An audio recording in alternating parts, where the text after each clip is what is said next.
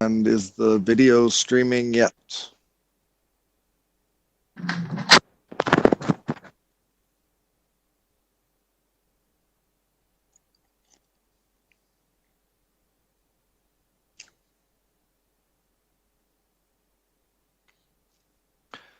So, Ms. Harrison, I will turn to you to continue. Either you've activated your video. If you would like to continue with the public input, I believe we've got Director Nicholson hasn't rejoined us yet, but we do have quorum. So I believe we should proceed. Thank you, Mr. Chair. The next item that we have for public input is from Cliff Evans, and it reads, good afternoon, Mr. Chair. On this afternoon's agenda is R7 for a subdivision on Thane Road. Basically, the applicant has a very productive water well, and the water would be an asset for Burnham Park. The CVRD is cooperating in every way possible to make the subdivision work. If this application, there is a suggestion that the input from the Area Planning Commission be waived because of COVID-19. I've perused all the support material from this application and it seems to look fine, but the APC should have a site visit and be allowed to make their comments. In the past, the APC has made suggestions on rezoning applications that have improved the neighborhood's connectivity. The APC gives community input, which is very important in making political decisions. COVID-19 should not be an excuse to eliminate APC input. Social distancing is working for many meetings today, and it can work for the APC. Please consider allowing the APC to do its job in this application. And then it goes on to something else. I believe that because I have another public input, I should go to the next one, and then we can come back to this extra one from Mr. Evans. Okay? Go ahead, proceed. Thank you.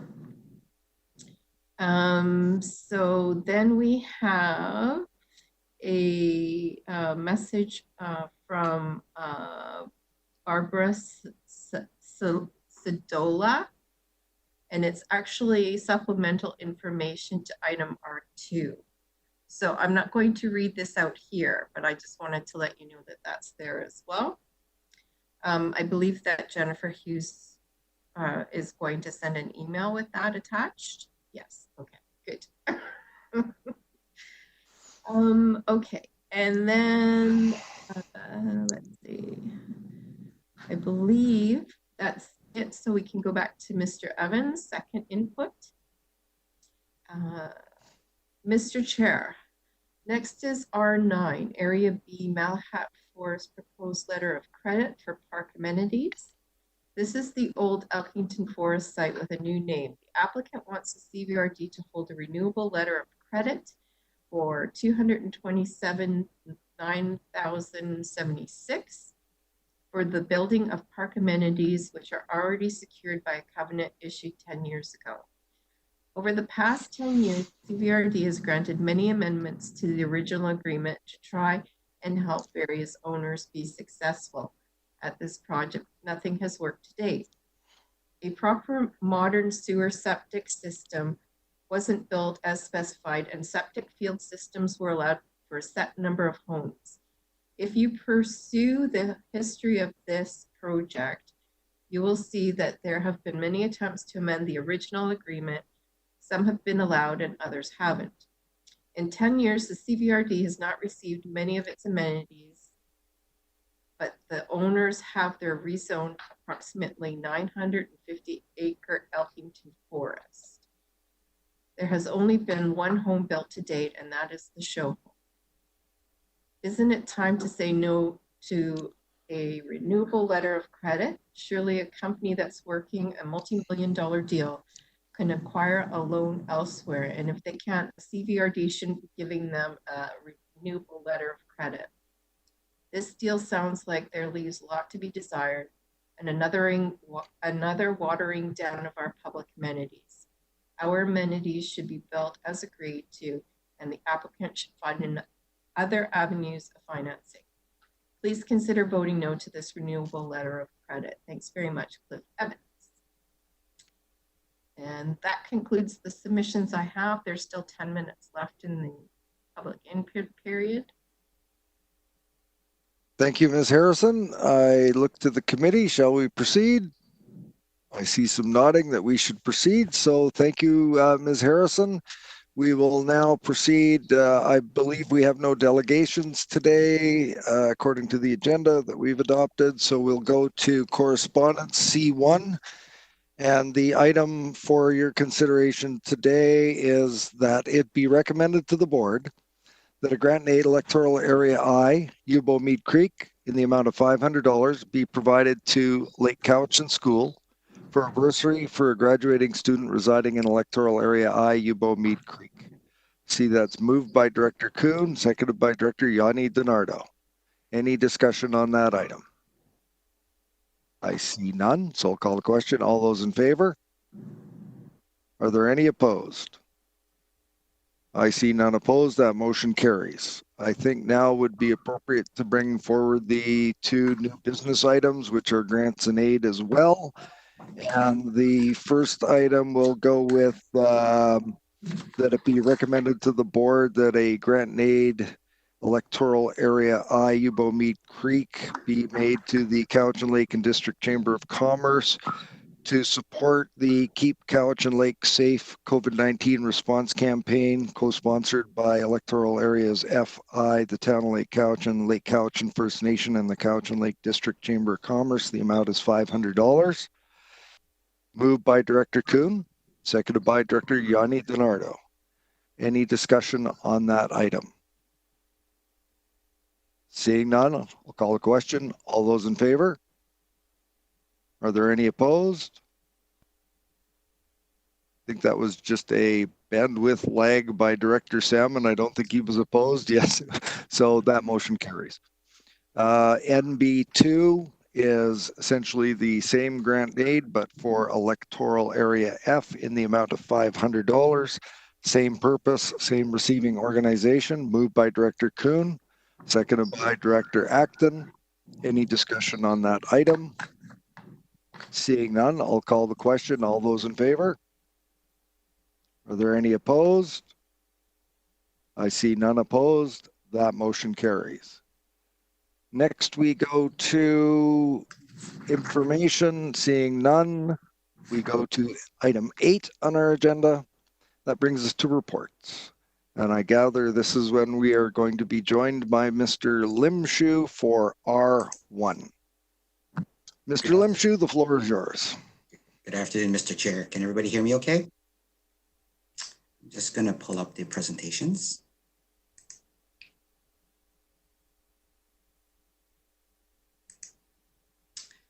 Okay, here we go. So item R1 relates to application DVP 19E06.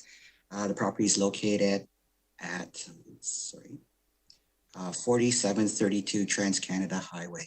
Can you hang on for just a second, Mr. Limshu? Just to ask our ledger services if any of the people in our waiting room are for this particular application. Thank you, Mr. Chair, not for R1. Thank you. Proceed, Mr. Limshu. Thank you, Mr. Chair. So as noted, the location of property is at 4732 Trans-Canada Highway. The application or the applicant is requesting a variance to increase the maximum area of an accessory building from 100 square meters to 166 square meters. So the plan that you see in front of you to the left indicates the existing buildings on the site. So there's an existing shop as well as an existing dwelling. The proposed new building would be located. Frank, your mic isn't working properly. Yeah, Mr. Limshu, you're fading in and out. It's quite difficult to hear you. Okay. How's that? I think you're experiencing the same difficulty.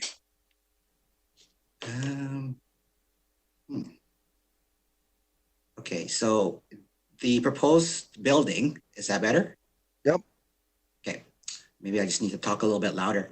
The proposed building is located on the drawing in the center of the presentation. So as indicated in the staff report, the property is just under 2 acres. It's zoned A1. It's in the agricultural land reserve. However, given the size of the property and the year that the property was created, it's not subject to the ALR use regulations. The unique feature of this, I guess the other thing I should point out is, in summary, when you look at what's being proposed, the total parcel coverage for the project is going to be under 10%. So it works out to be approximately 9.5% of the total parcel will be covered by buildings. The bylaw allows for up to 30% lot coverage. I guess the other note that I want to make with respect to this application is under the current zoning, the applicant does have the ability to create a number of buildings, not more than 100 square meters. So rather than creating or constructing multiple buildings, the applicant is suggesting one building, which is larger than 100 square meters, rather than constructing multiple buildings on the property. This preserves more land for future agricultural purposes should they decide to pursue that on the lands. With that, are there any questions from the committee? Mr. Limshu, could you lower your presentation so I can see my colleagues?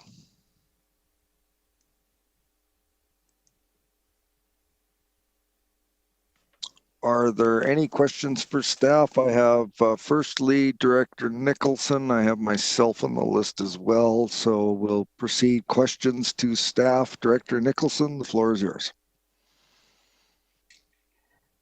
Thank you, Mr. Limshu. I appreciate you putting together the information on parcel coverage because we know that it's important to stay below 10% parcel coverage.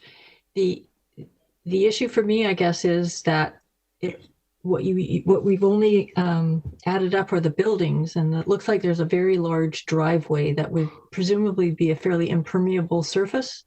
And so I'm wondering about that. And I'm wondering about what kind of stormwater drainage provisions will be required for this, because that area's got some issues. So with respect to the driveway, right now when you go out on site, the driveway is effectively a gravel driveway servicing the dwelling that's currently on site. I would expect that it would be similar construction with respect to providing access to the proposed building. We can certainly work with the applicant on the surface of the driveway to ensure permeability throughout the property. As far as the on-site drainage is concerned, we can also work with the property owner at the building permit stage to ensure that the drainage from the roof of the buildings are picked up and dealt with appropriately on site. It would probably be something similar to a rock pit on site to allow for the collection of the rainwater, and they ultimately have the rainwater percolate through the soils naturally.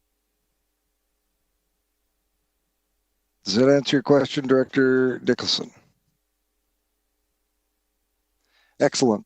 My question for you, Mr. Limshu, this is a request to, it sounds to me, to consolidate what might be smaller accessory buildings into one larger one.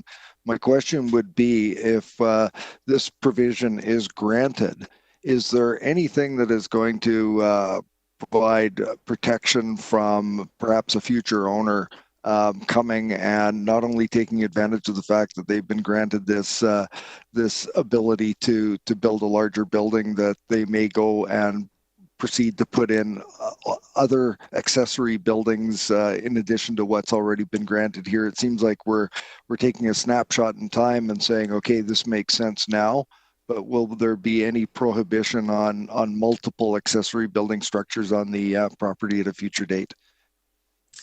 So there's a couple things that a future owner would have to consider. Certainly, a future owner, even the current owner, can apply for additional buildings as long as it complies with the zoning that's in place today. So as I noted previously, the maximum lot coverage for buildings is 30%. So, given that they're only at 9.5%, they could conceivably apply for another building at some future date. They would still have to go through the process of obtaining a development permit, as the property is subject to the agricultural protection guidelines for the DP. And so whether it's the current owner or future owner, they would still have to go through that process.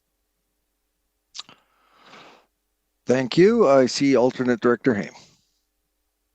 Thank you. Frank, you mentioned the development permit process. If a later applicant came along, that would be a development permit without a variance, provided that the size of the structure was below that limitation. So that leaves limited ability on the part of the committee and or the board beyond just the regulation of it as opposed to the denial of it. Is that correct?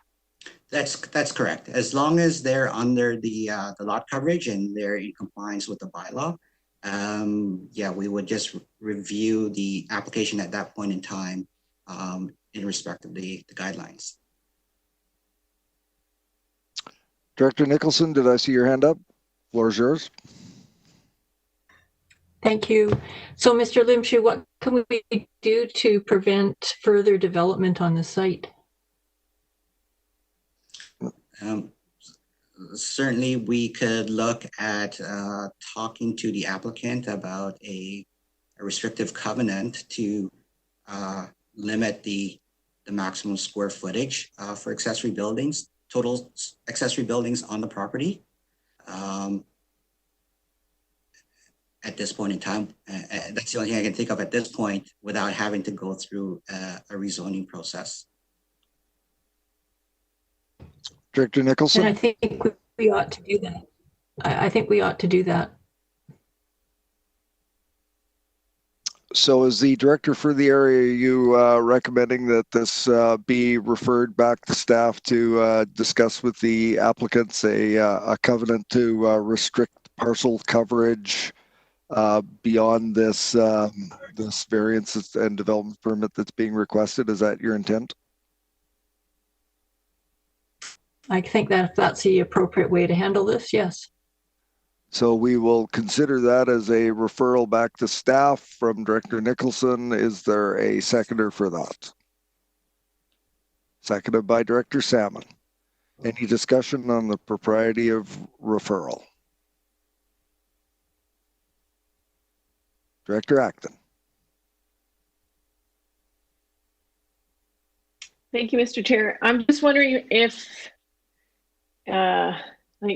along the highway is an area where we actually want commercial development, and now we're creating some more hurdles where the staff has said that they're willing to work with the applicant, and we're delaying it even further, and in a time when the economy is starting to stall, like people are concerned about the economy stalling or jobs, etc. This is an opportunity for us to move forward on an application that looks pretty straightforward. Thank you. Thank you, Director Acton. Any further discussion? Seeing none. Oh, Director Nicholson, and on the propriety of referral, please.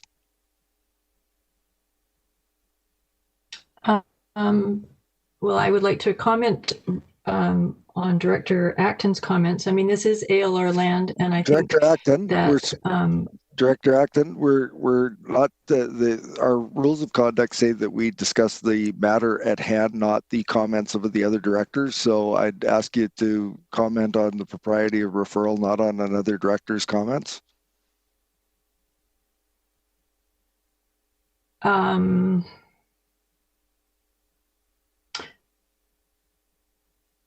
All right, I think that this should be referred back because we have some significant issues around protecting ALR land. Thank you, Director Acton. I will now call the question, seeing no other hands. All those in favor? Are there any opposed? I count Director Haim, Director Yanni DiNardo, Director Wilson, and Director Kuhn opposed. The referral motion does carry. Next item is item R2, and I turn to Mr. Limshu on this item, please. Thank you, Mr. Chair.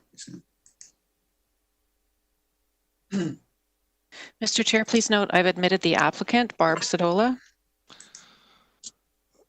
Thank you, Ms. Legault. Welcome, Ms. Sadola. And I turn to Mr. Limshu to present his presentation. Thank you, Mr. Chair. Application R2 relates to application number DVP 19H03, located at 13687 Big Bear Terrace.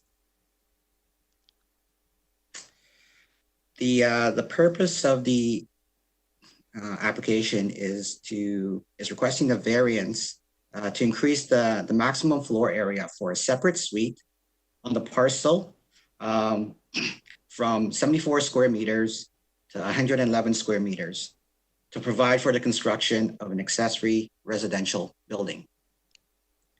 The slide that you see before you outlines what's currently existing on the property.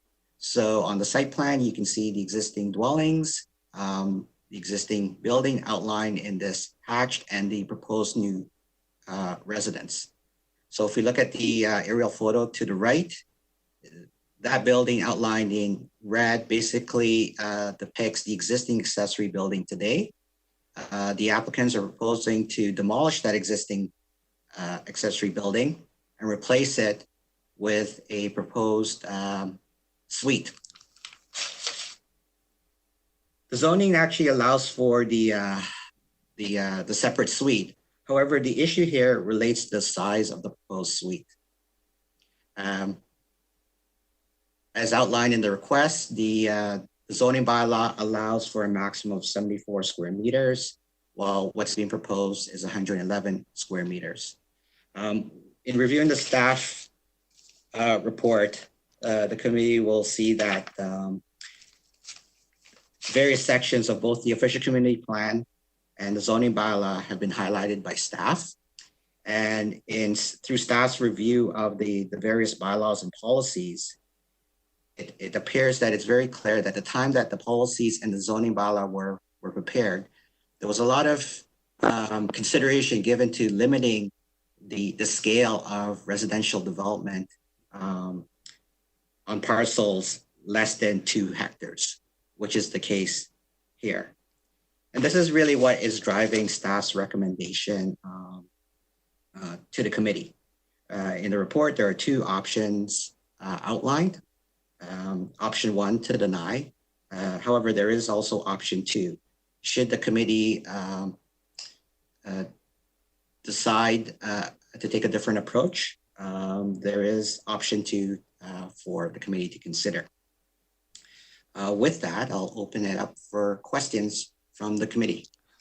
So just before we go to questions for staff, for Ms. Sadola's benefit, the way we will proceed is committee members will have the opportunity to ask questions of staff. When that period is concluded, I will ask if you have any additional comments that you would like to make beyond what has been presented in the staff report or by Mr. Limshu. And after, if you could choose to make comments or not, then I will ask directors if they have any questions for you, and then we will proceed to putting a resolution on the floor. And at that point, we will not be engaging in any further discussion with the applicant on the item. So I will, at this point, ask Mr. Limshu to lower his presentation so I can see the gallery of directors, and ask, are there any questions for staff? And let me just make a quick speakers list. I have Director Smith first, and then Director Wilson. Is there anyone else that have any questions for staff? Seeing none, I'll go to Director Smith first. Please, the floor is yours. Thank you very much. Through the chair to Mr. Limshu.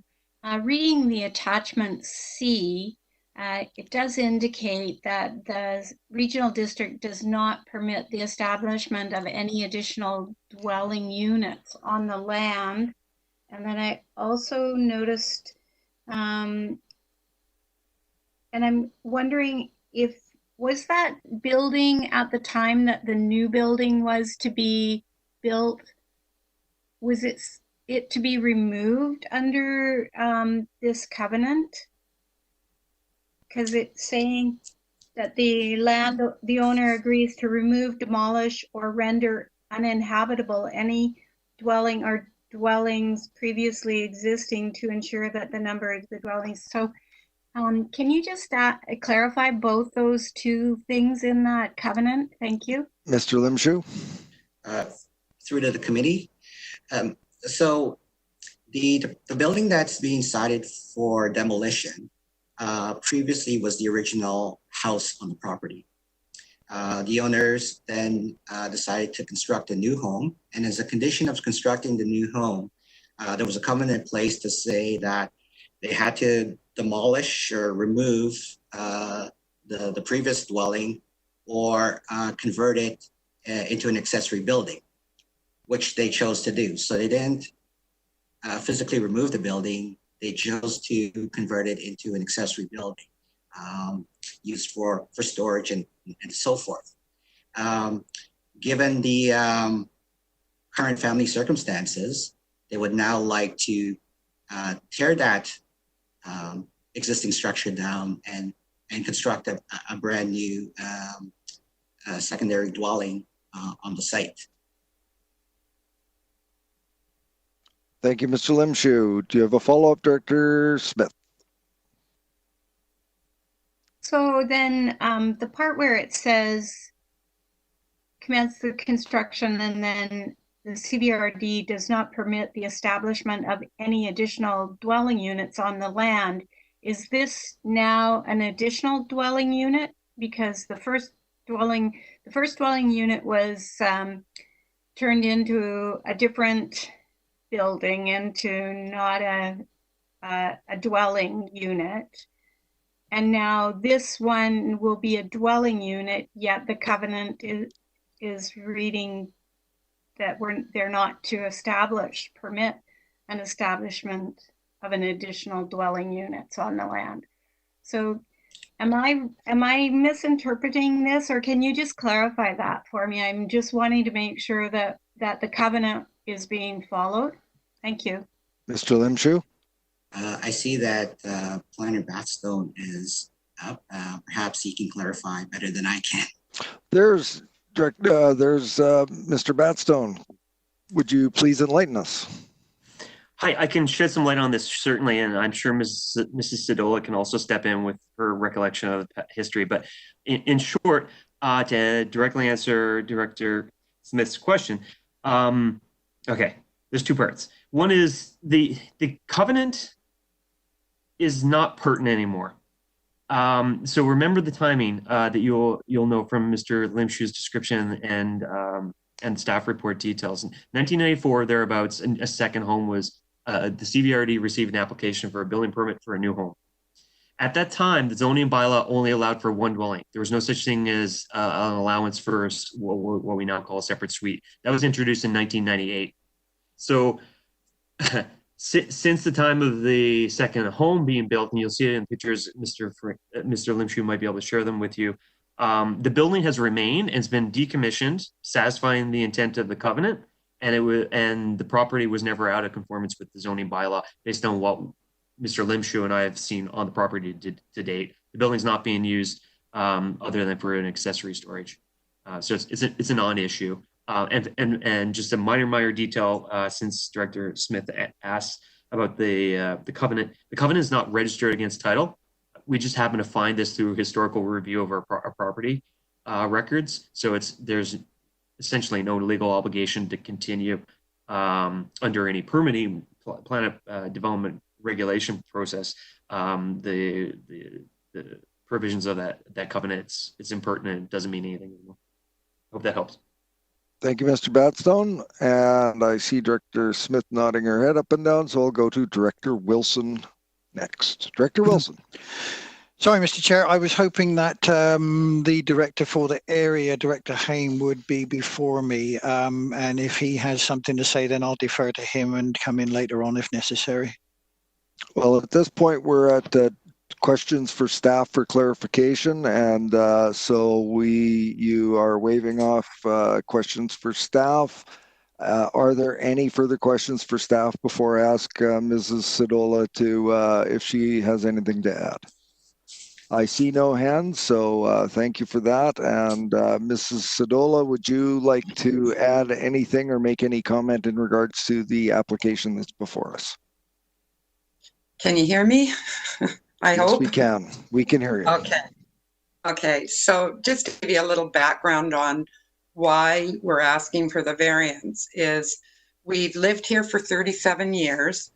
We, and as Mr. Haynes said, we originally lived in the little house and then we decommissioned that. They told us it just couldn't be, at the time, it could not be livable space. So that became sort of a shop garage storage, and we built this house. We are an intergenerational family, so we have living here myself and my husband and my son with his wife and 4 grandchildren. So yeah, so we're tight. So what we're wanting to do, the reason that we're asking, as I understand, we are allowed to build a separate suite for my husband and I on the property. We were going to take that building down because the foundation isn't sound. So, and that's the reason why we weren't asking to do any renovation. So we're taking that building down and we're wanting to build a suite for my husband and myself. The problem lies where my husband has medical needs that we have to make sure. He has mobility issues, so we have to make sure that whatever we build is going to suit his future needs, hence the request for the extra square footage, because we actually need to be able to accommodate him. So that sort of gives you the background as where this is coming from and why we originally put in the request. I don't know if anybody has questions for me. Thank you for that. I will look to the committee and ask if there are any questions specific for Mrs. Sadola. I see no hands being raised, so thank you very much, Mrs. Sadola. We will likely be going to a resolution at some point. You're welcome to stay on the line, and I will turn to the alternate director for the area and ask what's your pleasure. Okay, I'd like to make a motion first, and if I can get a seconder, I'll speak to it. I will be moving option 2 in the staff report, that it be recommended to the board that development variance permit number DVP 19H03 PID 000827533 to vary section 5.20 bracket A of Cowichan Valley Regional District Electoral Area H zoning bylaw number 1020/1986 to increase the maximum floor area for a separate suite from 74 square meters to 111 square meters be issued subject to the following conditions. Number 1, that the owner provide written confirmation from a professional engineer certifying the sufficiency of existing on-site waste disposal facilities to serve the proposed development prior to the issuance of a building permit. Number 2, that the owner provide written confirmation from a professional engineer certifying the sufficiency of the existing potable water supply to serve the proposed development prior to the issuance of a building permit. And number 3, that the owner enter into a restricted covenant agreement to prohibit subdivision of the parcel at the owner's expense prior to the issuance of a building permit. That's moved by alternate director Haim. I gather Director Wilson is seconding that motion, and so it has been duly moved and seconded. I see for discussion, I turn to Director Acton. Are there any, you want to speak to it. Okay, go ahead, alternate Director Haim. Thank you. And bear with me on this if you can. I have to admit, when I first read the staff report, I thought the direction that I would take would be pretty much a slam dunk. But as I considered it further, it became my position that our OCPs and bylaws were out of step with the current realities, goals, and objectives. I have no issue with the staff report as written. The writer has applied the bylaws as written. The writer did provide an opinion that the variance was not minor. and that the proposal may be deemed a request for a second single-family dwelling. I appreciate and respect the opinions of staff. However, I'm not bound by this. As has been suggested elsewhere, secondary suites have evolved over time. At one time, they were illegal. They didn't exist. And then they became legal within various bounds, one of which is size. One of the reasons for that is because of the number of illegal suites that got created over time. I view this as part of that next evolution with regards to both secondary suites, intergenerational living, as mentioned by Ms. Sadola, as well as the idea of aging in place. The OCP allows for secondary suites and separate suites, so that's already occurred. It encourages infilling of existing residential areas without defining those limitations. The proposal that the property owner is making is in fact encouraged. Policy 8.6.3 makes reference to small suites, and then it's got words granny flats in brackets, accessory to or included within principal buildings. Becomes a question of what's accessory to, what's the ideal size, things like that, for example. Just kind of noting item R1, proposal for a garage would be a 76% increase, 66% increase. This is actually a 50% increase. When it comes to the zoning bylaw itself, the contemplation of granny suites indicates a desire, in my opinion, for people to age in place. The staff report mentions it, the OCP mentions it, but when it comes to it, the use of granny flats is not just about affordability, it's about functionality. The idea of granny flats, as was referred to in an email to me today, is basically an outdated term. But when you take the idea of the term, the reference to an aging population in that term indicates to me that there was contemplation of secondary dwellings on a property for elderly family members and or people with disabilities. Aging in place is not as simple as affordability. It's not as simple as a small place to live. It needs to be functional for its intended purpose.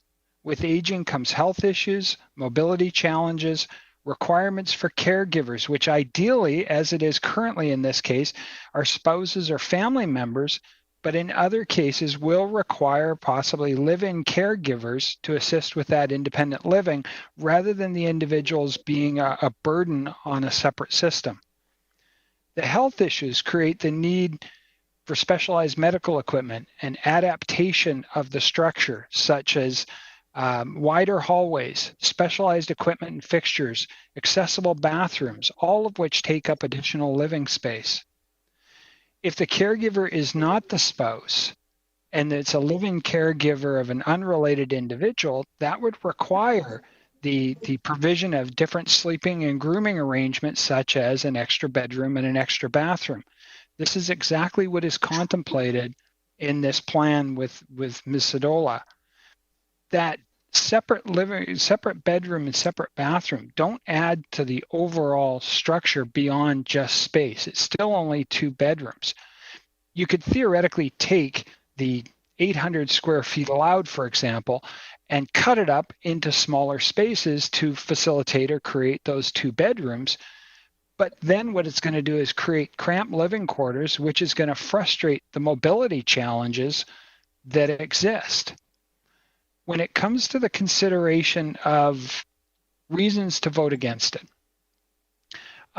secondary dwellings, environmental concerns, water, septic, the motion allows for that. The motion allows for a professional to provide the information required to make the decision on whether or not those things are properly addressed. Doesn't meet the existing bylaws. Well, that's the purpose of variances. The size of the structure, in my opinion, is not adding to the overall density. That ship sailed when the allowance of the structure in general was created. When it comes to the standpoint of the fear of renters in the future, first off, we can't regulate that. In some jurisdictions, they limit the number of bedrooms so that places, for example, don't become basically rooming houses in that regard. So possibly later in future OCP and zoning amendments, possibly we can consider that as the way to limit as opposed to the size overall. People worry about precedent setting. This is a variance related to one specific property. When it comes to any variance applications in the future, it's up to the committee or the board to decide on those individual items on their own merits. Each situation is unique. We are not amending the OCP or the zoning on a broad basis when it comes to this. Other people say when it comes to it that if the property isn't what you need, then you should move.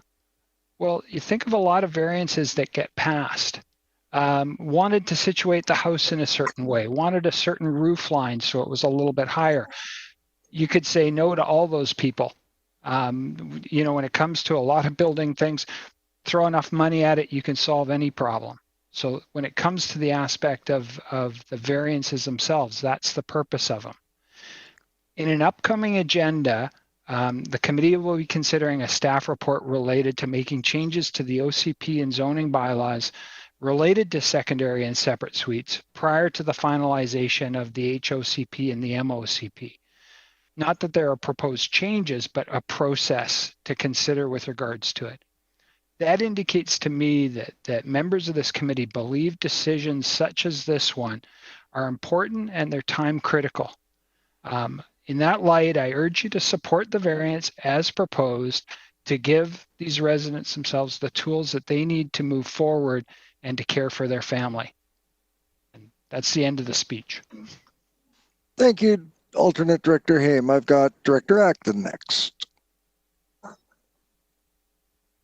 Well, I think Director Haim covered just about everything. So, and so ditto to many of those comments.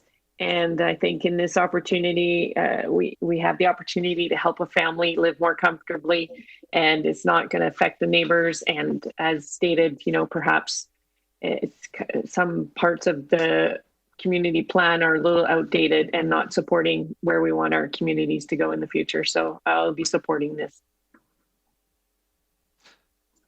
Director Smith.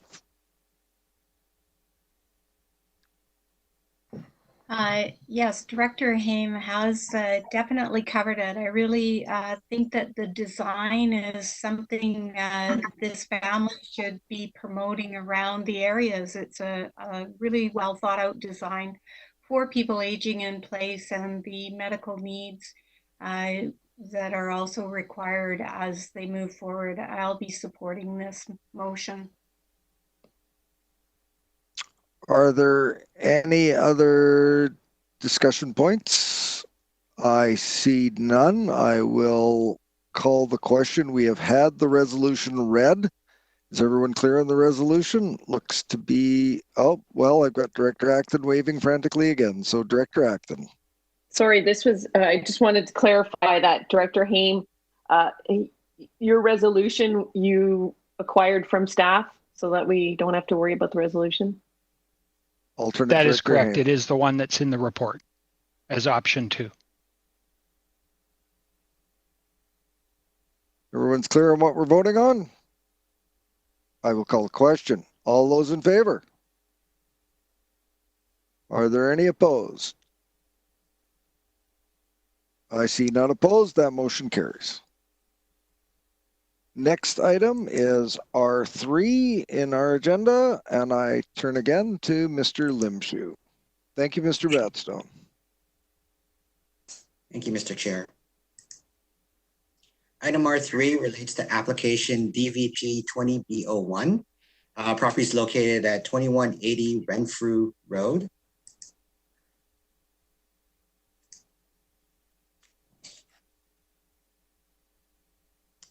So in a nutshell, what the applicant is wishing to do is to basically demolish the shop area as shown on the plan to the left and replace it with a brand new building that conforms to current building codes. Unfortunately, the proposed building, in order to accommodate the proposed building, a variance is still required with respect to the setbacks as outlined in the staff report. Mr. Limshu, can I get you to hold for just a second? I want to check with Ledge Services to see if we have anybody in the waiting room on this file. Oh, I am. I'm right here. Oh, excellent. Okay, thank you. Go ahead, Mr. Limshu. Thank you, Mr. Chair. So yeah, effectively what we're talking about here is to demolish an existing structure and replace it with a new structure that complies with the present building code. The variance is required to meet the setback requirements under the existing zoning. The long and short of it is that the new structure will actually be less of an intrusion than what the current structure is at the moment. However, the variance is required to accommodate the proposed new structure. With that, I will open it to questions from the committee. Could you lower your presentation? And I know I have a question, but I will look to my fellow colleagues and see if there are any questions for Mr. Limshu. Okay, I'll fire away. I was just looking on the maps when reading this report, and I was trying to figure out where the actual driveway property access is to this property, and I either I just missed it or it wasn't clear. Are you able to indicate, and you might have to pull the map up again, where the actual property access point is on this? It would help if it was in relation to where the structure was being built, but do you have that information? So if looking at the map, this is a common road. So it's a private road that leads to the property, just for everybody's information. It's common property. So this lot is part of a strata development. So the access is off the common road into the site. Thank you. If you could lower your presentation again, please. And I look to just ensure that there are no questions from committee members to staff. I will go to the applicant and ask if you have anything you'd like to add to the presentation. Any clarification? Your microphone's off.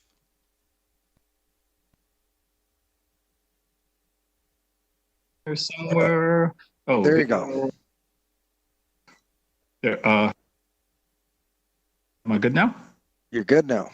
Okay. So I've taken this to my neighbors and had them all approve it because the current building is really quite ugly. So they've all been okay with it. That's really about all I have to add. Mr. Limshu indicated where the road is correctly. Right now, the current structure sits right along the roadway, right built basically on the property line. So we're just trying to make something that looks better and meets our needs. And that's like I said. Excellent. Thank you very much. Director Acton, do you have a question for the applicant, or are you wanting to proceed with the resolution perhaps? Director Acton. Yes, I just wanted to say that is correct. Is it Robert? Me? Mark. Mark, sorry. That Mark did forward all of this to their neighbors, because when I saw it come up, I did the same thing, and they all got back to me and said that they had seen it and that he had presented the proposal to them. So they are all good with it. And I would like to just move the recommendation and welcome Mark to Shawnigan. Can I ask you to hold on that for just a second? I hadn't had an opportunity to recognize Director Nicholson. So Sure. Director Nicholson, a question for the applicant or a comment? Go ahead. Thank you. Just a quick question. Is this a strata, and does it need strata approval? Yes, and I've already obtained it. Go back to Director Acton. Are you moving the recommendation? Moved Yes, by Director Acton, please. seconded by Director Kuhn. Any further discussion on this item amongst directors? The recommendation is that it be recommended to the board that development variance permit number DVP 20B01 for PID 000746631 to vary section 8.6 sub B sub 3 of Electoral Area B Shawnigan Lake zoning bylaw number 985 from 2 meters to 1.8 meters from the interior side parcel line and from 7.5 meters to 3.5 meters from the front parcel line, and part 6 of the land use contract number F27348 from 3 meters, 10 feet to 2 meters be issued. It's been duly moved and seconded. I will call the question. All those in favor? Are there any opposed? I see none opposed. That motion carries. And for information purposes for everyone, this will be going to the June 24th board meeting, if all the work can be prepared. Thank you for joining us at the meeting, and we wish you good luck with this moving forward. Thank you for having me. Next item is R4, and I turn to Mr. Limshu for presenting that report.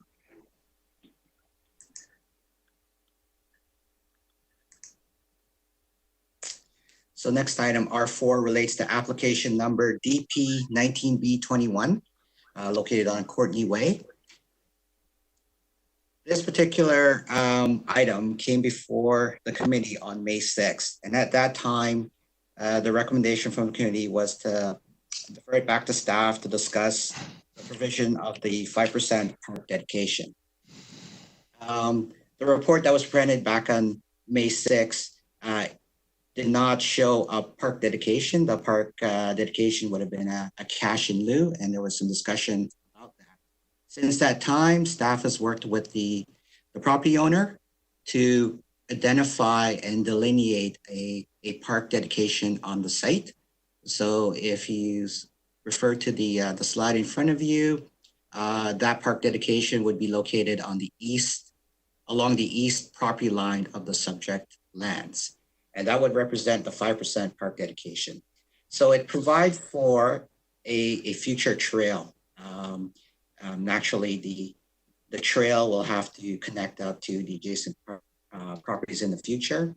And we would certainly be looking at talking to the property owners when those properties come in for development or subdivision at some future date.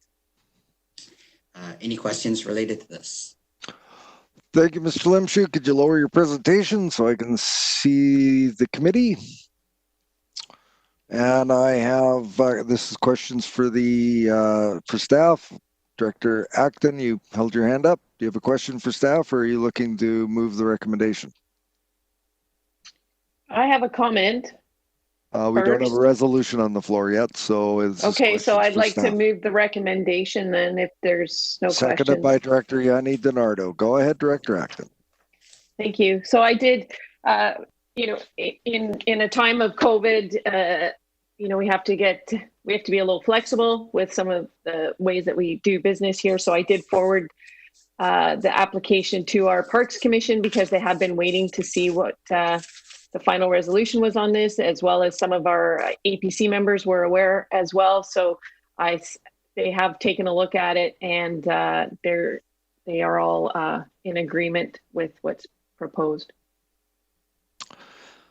Thank you. Is there any other discussion? Director Salmon. Yeah, thank you. I'm glad to see this as a neighbor. Just a quick question on the staff on the routing. I'm assuming that that boundary where the trail dedication will be is the best spot for the ultimate connecting up to Forsyth Way as far as the slope of the adjacent lot, etc. Mr. Limshu. I will try to answer that question. I do believe that the Parks Department, staff from the Parks Department did walk the site with the property owner to take a look at the appropriateness of the routing through the property. And they concur with the proposed layout that's in front of the committee today. Okay, thank you. I think property owner might be on the call, is he not?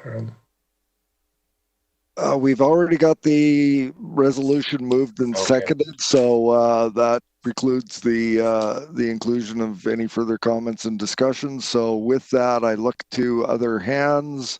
I see none. I will read the resolution, which I believe is that it be recommended to the board that development permit number DP 19B21 for PID 025423037 be issued. And I look to committee, no further discussion, call the question. All those in favor? Are any directors opposed? There are no directors opposed. That motion carries. And again, that will go to the I believe will go to the June 24th board meeting. Next item is R5, and this is for Mr. Lim Shu again. Please proceed. Thank you, Mr. Chair. Item R5 relates to application number DP 19B23, 319 Stebbings Road. So the development permit is in front of the board because it was triggered by an application to subdivide the subject lands. The proposed subdivision is as shown on the slide in front of you. The proposed lot 1, property size is 4 hectares, approximately 10 acres. Proposed lot 2 is 2 hectares in size, 5 acres. The width of the panhandle access, just as a note, is 20 meters wide, or over 20 meters wide. 20 meters are your standard road right-of-way width. So quite a bit of space for driveway access into the site.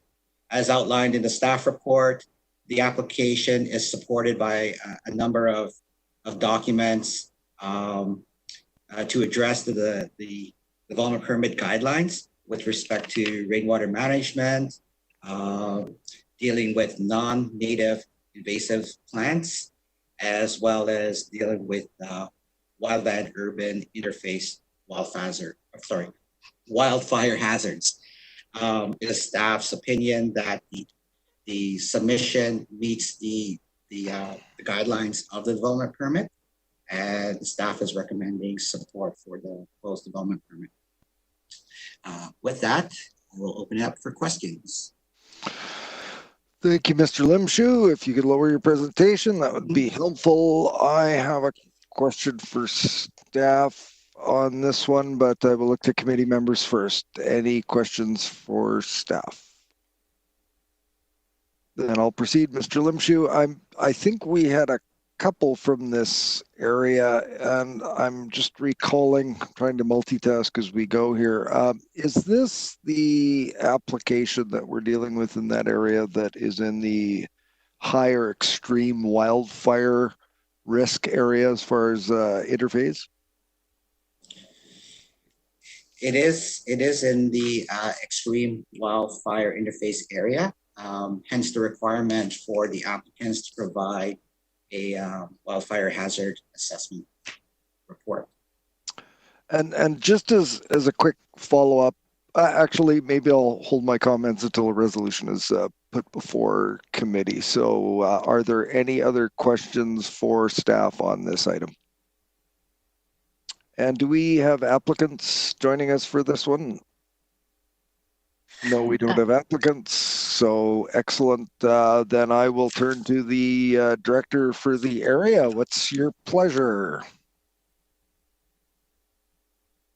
I'd like to move staff's recommendation, please.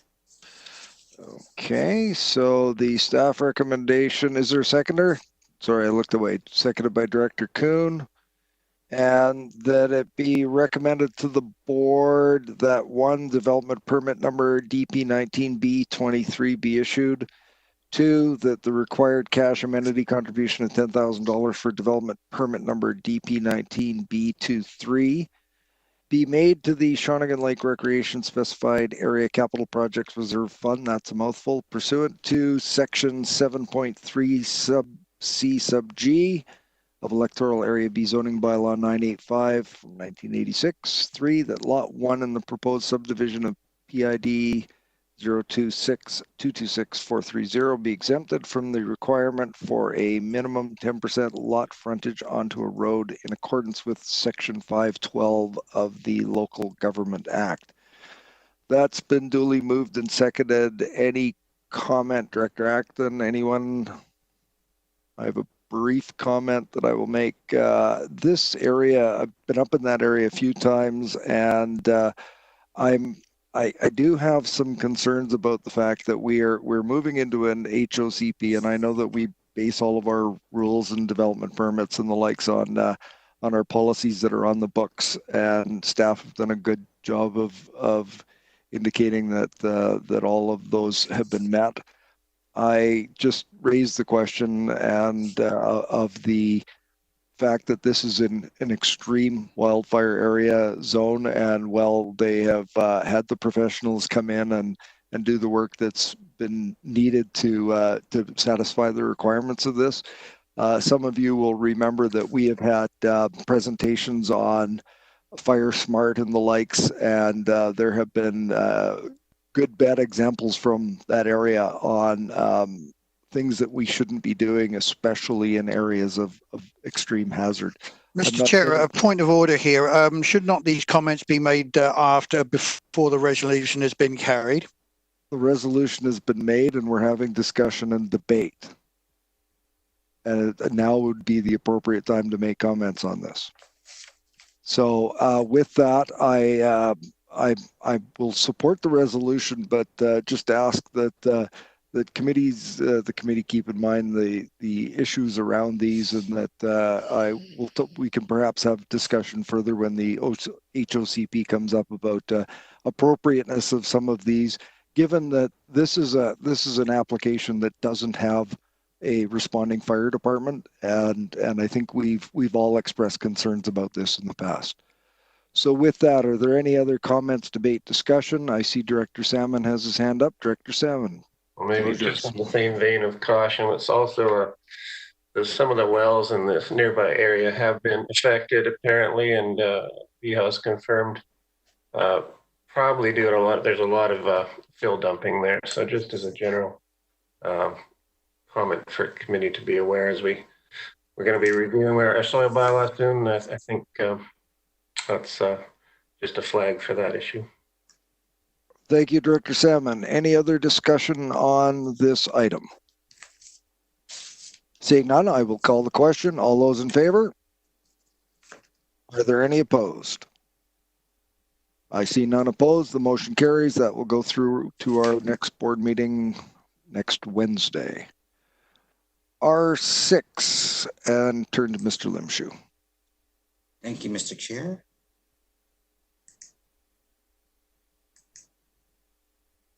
So item R6 relates to application number DP20B03 located on Stebbings Road. The subject lands fall into, require a development permit as part of the subdivision process. It's subject to the South Cowichan Rural Development Permit area. As you see on the slide before you, the owners of the property or the applicant are proposing to create 3 lots. Actually, there are two lots being created, plus the remainder.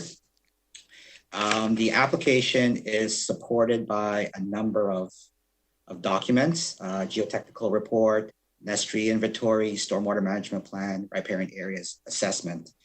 Staff has reviewed all the information provided, and it is staff's opinion that the proposed application meets the guidelines for subdivision in this development permit area. I should note that once the subdivision is approved, there will be follow-up development permits as the individual lots, as plans come in for the individual lots to be developed. So I just wanted to make the committee aware of that. With that, I'll open up for questions. Thank you. You're lowering your presentation. Look to the committee. Are there any questions for staff on this particular item? Director Acton, question for staff.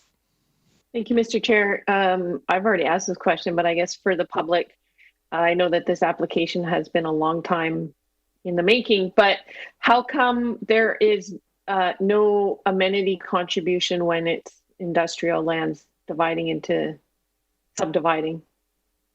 Mr. Limshu. Through the committee, and in reviewing the past the rezoning file for these lands, it appeared that the amenity contribution was discussed and was made part of the rezoning process back in 2007, 2009, when the rezoning was being discussed and approved by the CVRD. Unlike the previous application where there's an amenity contribution requirement as part of the actual zone, no such requirement exists under the current I-5 zone. So in effect, the applicants are required to provide those amenities as a condition of rezoning. Follow-up question to staff. Thank you, Mr. Chair. I spoke to staff about this earlier, and I'm kind of, they could not find any documentation of any kind of amenity contribution back in 2007, 2008. So I would just like to request that we have that confirmation before the board meeting, before this goes forward to the board. Is that possible, Mr. Limshu? Mr. Limshu. Yeah. Certainly, we'll do our best to go back through the files to find the appropriate information that Director Acton was asking for. Ms. Harrison, do we need an add-on to the resolution that confirmation be provided prior to the board, or can that just be direction to staff? Thank you, Mr. Chair. That can just be direction to the staff. Thank you. Any other questions for staff? I see we have the applicant with us and we can go to him in a moment, but seeing no hands up for questions to staff. Mr. Buchanan, do you have anything that you'd like to add or provide to the committee members before we go to consideration of this matter? Can't hear you, your mic's off. There you go. I'm sorry? There you go. Your mic's Okay. on now. I've got nothing further to add. I believe the issue's been addressed fairly comprehensively by planning staff. Very good. Any questions for the applicant on this file before we consider a resolution? I see no hands go up. So with that, thank you, Mr. Buchanan, and I will turn to the director for the area. What's your pleasure?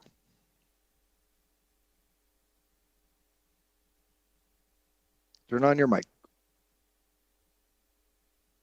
Oops, that shortcut doesn't work on WebEx. To move staff's recommendation, please. And that Number 1 and 2. We have. I think it was.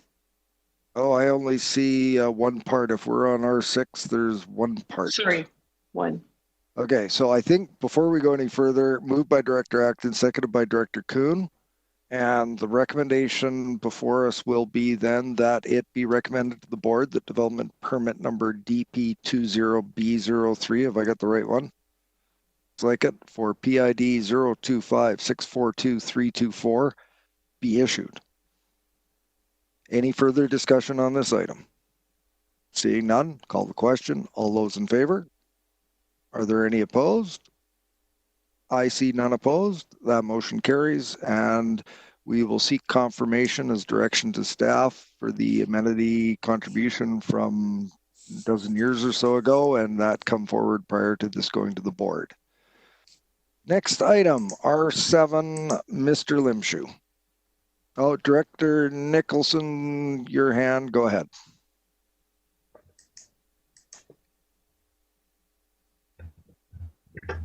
Were we on R6? Yes. We just finished R6? We've completed R6. So I believe that you read out the recommendation for R5, just for the record. Can I have some clarification from Ms. Harrison? Point of clarification, Mr. Chair. The recommendations that went with the report for R5 were 3-point recommendations. Yes. The recommendation for R6 was in regard to DP20B03. So you did Correct. correctly. Thank you. So procedurally and in order, they were dealt with correctly. You haven't needed any further clarification, Director Nicholson? Well, I just, mine says DP20B04. That's the with next a different item. PID number. That's the next item we're about to address now. That's R7. So that's R6. We're just, that's not, no, R7 for me is inspections and enforcement. That's not what my agenda says. Can we have a quick poll of everyone? Do we have R7 being the DP that for 20B04? Yes. So I've got all of your colleagues are noting the same agenda item that I have. So Director Nicholson, are you working off the public one maybe? Because we're using our internal one? No, I'm on whatever it's called, live, Prime Gov. So Yeah. can I just suggest we don't want to have directors not being on the same item. So we've been about an hour and 15 minutes since we convened this segment of the meeting. I'm going to suggest that we take 8 minutes and give Director Nicholson and Legislative Services an opportunity to get on the same page. So I'm going to call for a break until 3:15, and can Legislative Services and Director Nicholson please see about getting on the same agenda? Remember to turn off your microphones and your camera feeds. See you in 8 minutes. Purposefully pause until we get at least one more. 1, 2, 3, 4, 5, 6. So we're 2/3 our complement. It is 3:16 past the restart time. So, Mr. Chair, your video's off. So maybe I should turn that back on. Um, Are we live? Yes, we are, Mr. Chair. Thank you for rejoining us. We now go to item R7, which is 3151 Thane Road, I believe. And I turn to Mr. Limshoe. Thank you, Mr. Chair.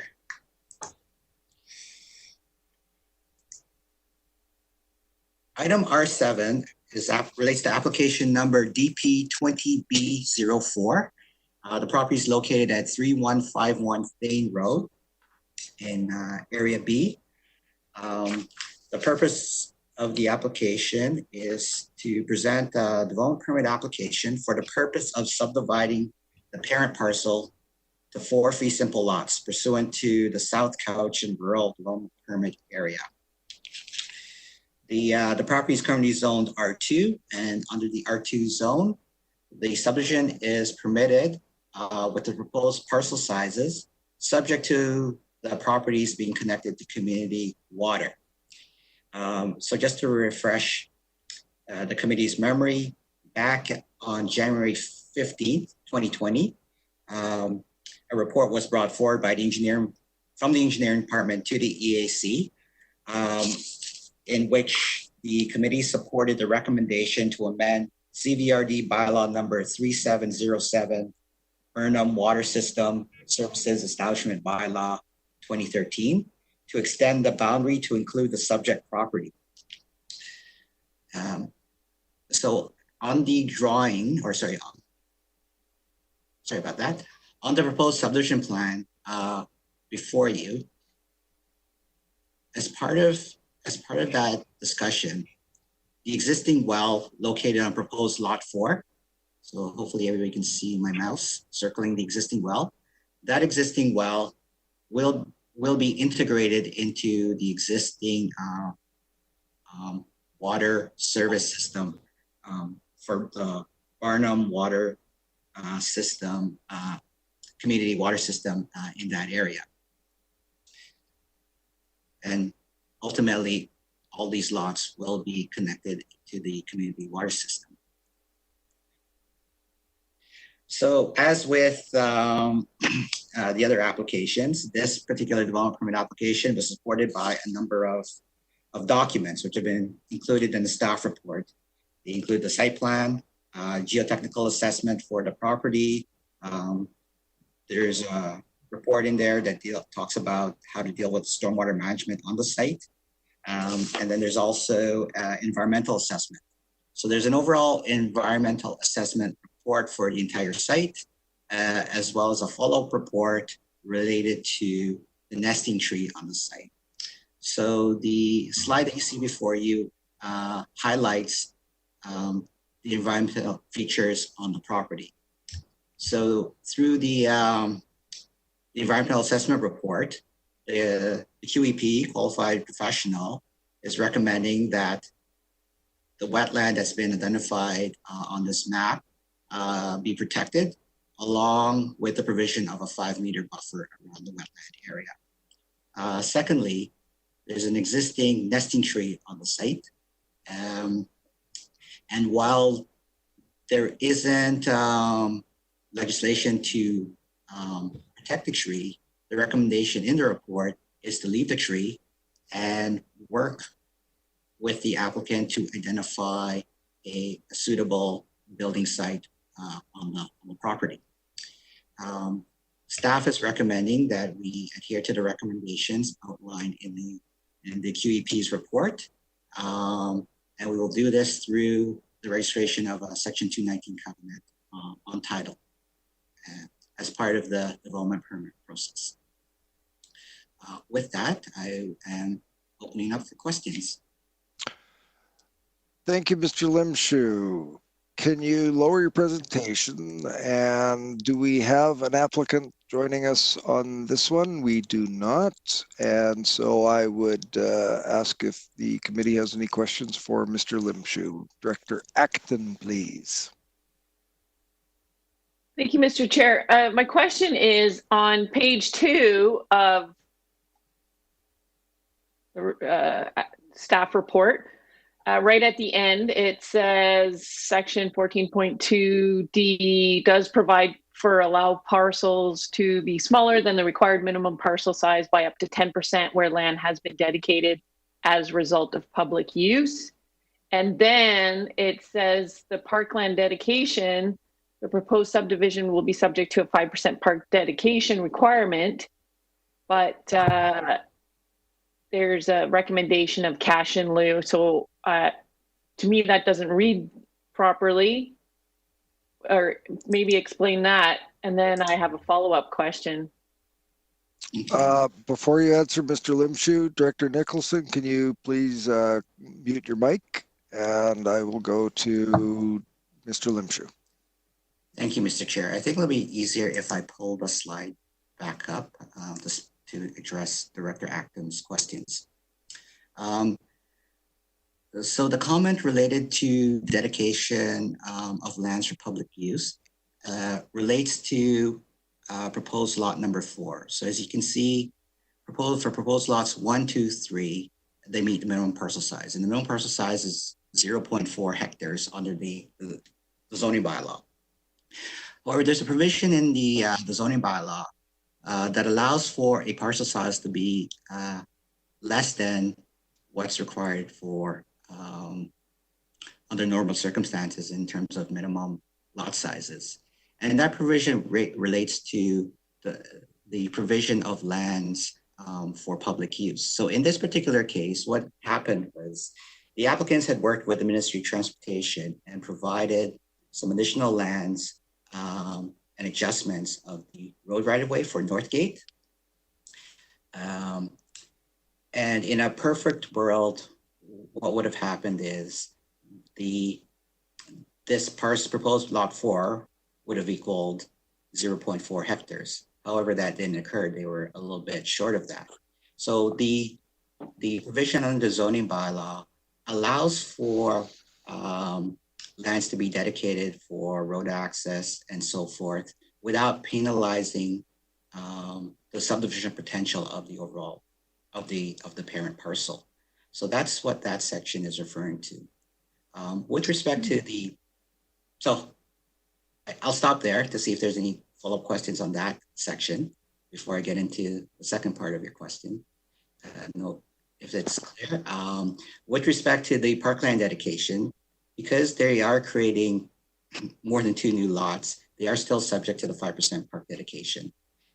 In my discussions with staff, and I think they did have follow-up discussions with members on the Parks Committee, the thought there was that it would be appropriate to take a cash in lieu 5% park dedication as opposed to taking land. And the reason for that is there's a road dedication that runs along here that connects Silver Mine Road and Northgate. And this road dedication, as noted on this plan, has been closed. So there's the opportunity at some future date to actually develop this trail within this area.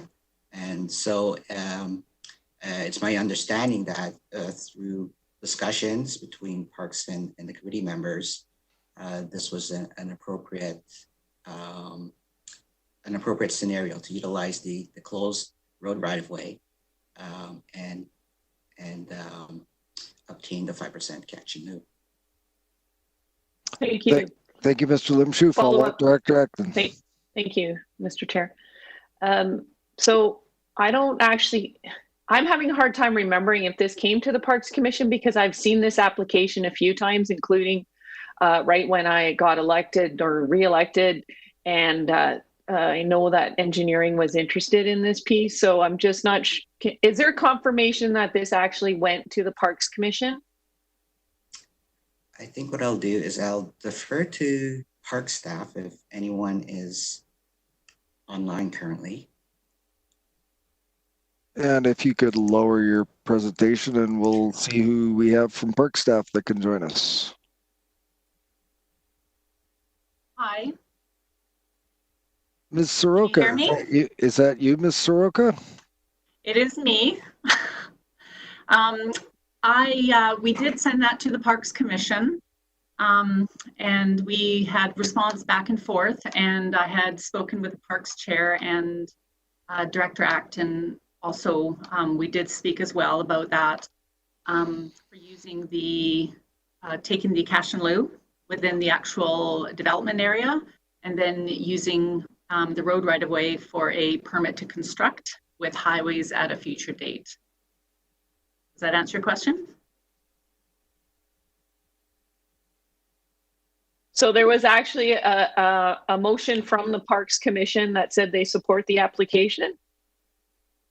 We went back and forth, and at that time, I believe the commission, there wasn't a commission for a while, so it was stalled. And then they spoke with me and said to move forward with this. But we did go in as a staff report or as a memo to the commission, and we did have back and forth emails as well. I don't believe we actually had a full memo at the time or motion, mainly because there was no commission at that moment. Are there any further questions for staff in regards to this application? I see no hands, and I turn to Director Acton. What is your pleasure on this? Well, I think I would feel a lot more comfortable if we used a little bit of flexibility at this time because of how we find ourselves, just that we could have 2 weeks until this could come up at the next electoral area services, and I could share this application because I actually failed to share it with the Parks Commission like some of the other applications from today. But so I would like to actually send it to the Parks Commission and get for sure input from them. And also, since the public had written in, there was a comment about the APC having a glance. So I'm not requesting a full formal meeting, just an informal, by the way, this is the application. If you'd like to comment on it, please get back to me, before the next meeting. So that's my request, is actually to just hold this application for 2 weeks. I'm just jumping in here in that we don't have a formal opportunity for this to go to the Parks Commission under the current circumstances, and part of our legal requirement is if there is a consultation that goes to a Parks Commission or Advisory Planning Commission, that the applicant has the opportunity to be present and to be heard and to observe the deliberations that take place. So Nothing like that. Just a flag that I can email them the application and they can take a look. And if they have any comments, to send them back to me. So there's no debate amongst them. There's no. I'm not requesting that they informally meet. It's just a courtesy and us being creative and flexible at this time, because we can't have those kinds of meetings and the applicant can't be there as well. So I'm just raised this with our legislative services staff about the appropriateness of a informal consultation to a file like this and meeting our process requirements. I might look to Ms. Sherulf as to perspective on this. I understand what Director Acton is after, but we must protect the process to ensure that it is done properly. So is there legislative services or Ms. Sherulf a comment on how Director Acton's needs can be accommodated? Thank you, Mr. Chair. Yes, I would echo what has already been stated. So the commission can't meet right now under the current recovery plan. We don't have in-person meetings until stage 4 of that plan. And I'll just reiterate what the chair has said. The applicant is entitled to any kind of deliberations about their file. And if that's going to happen via email, that would be completely inappropriate. Director Acton? Thank you, Mr. Chair. It's not deliberations, and we have been told to be flexible, even to the point of, say, allowing businesses to extend their patio out onto their driveway. Being flexible on how we conduct business and how we move forward. I think it's not unreasonable to look to the community just for some input without debate. So. Well, I'm not sure how to proceed with this, because I understand your desire to seek further input, but we really must be cautious about meeting our legislative and process requirements around this. And we've heard from staff that have indicated that there have been discussions with Parks volunteers on this item. So, if you want to refer this, delay it, whatever, but I'm reluctant to have you recommend a course of action that would be, outside of what our jurisdiction and what our process allows for. Director Salmon. Just wondering, I noticed we have an item later in the agenda about electronic commission meetings, and would Director Acton like to refer that back and this item back and bring it back in future after we've made some progress on the commission question? Well, I part of these are recommendations that have come to committee that will have to ultimately go through to the board for consideration and adoption. So the timeline on that is out of our hands. So I think that we're sort of at a place where we either proceed with what is before us, or the director recommends that it be referred back to staff and come back at a later date. Sorry. Go ahead. I've got Director Nicholson.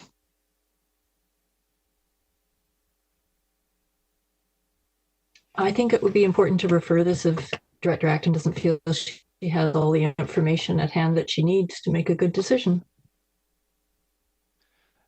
Director Acton. This will go to the board in a week. Yes, I believe so. If does that look like the timeline from Legislative Services?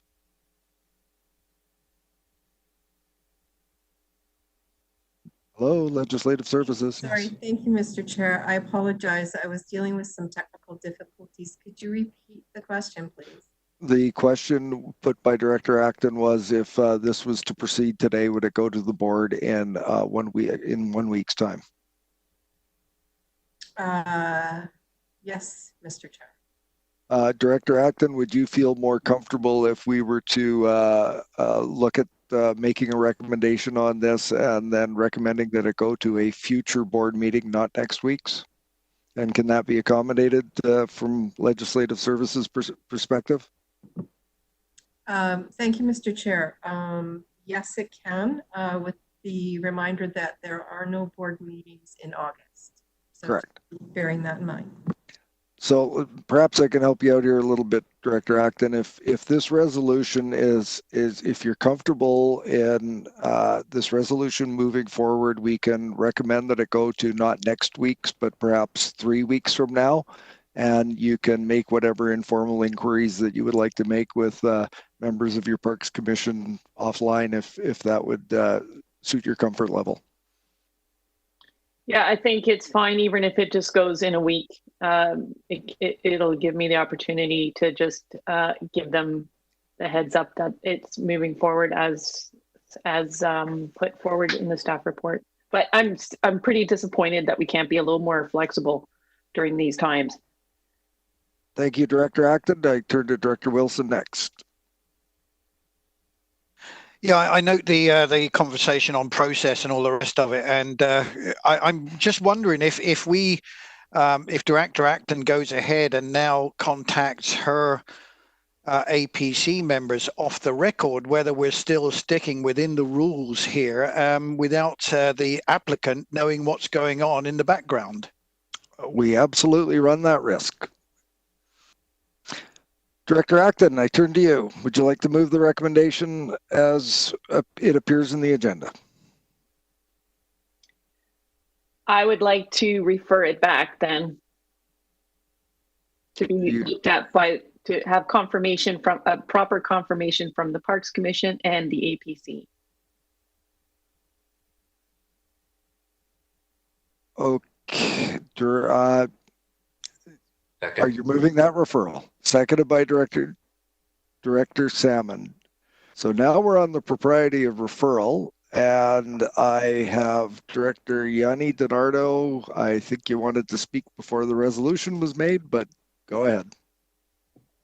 Yeah, I'm just seeing that this application is pretty straightforward, and I see that there is that trail.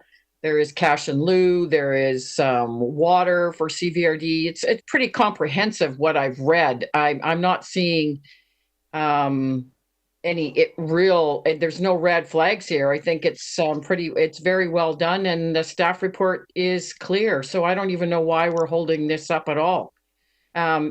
If there has been parts, I'm sure that we can't have those meetings now, that this is not something that a Parks Commission is going to, or an APC. It's pretty straightforward, and under the circumstances, that's what we have right now, and we need to keep things moving for the economy too. So I just can't see why this would be referred.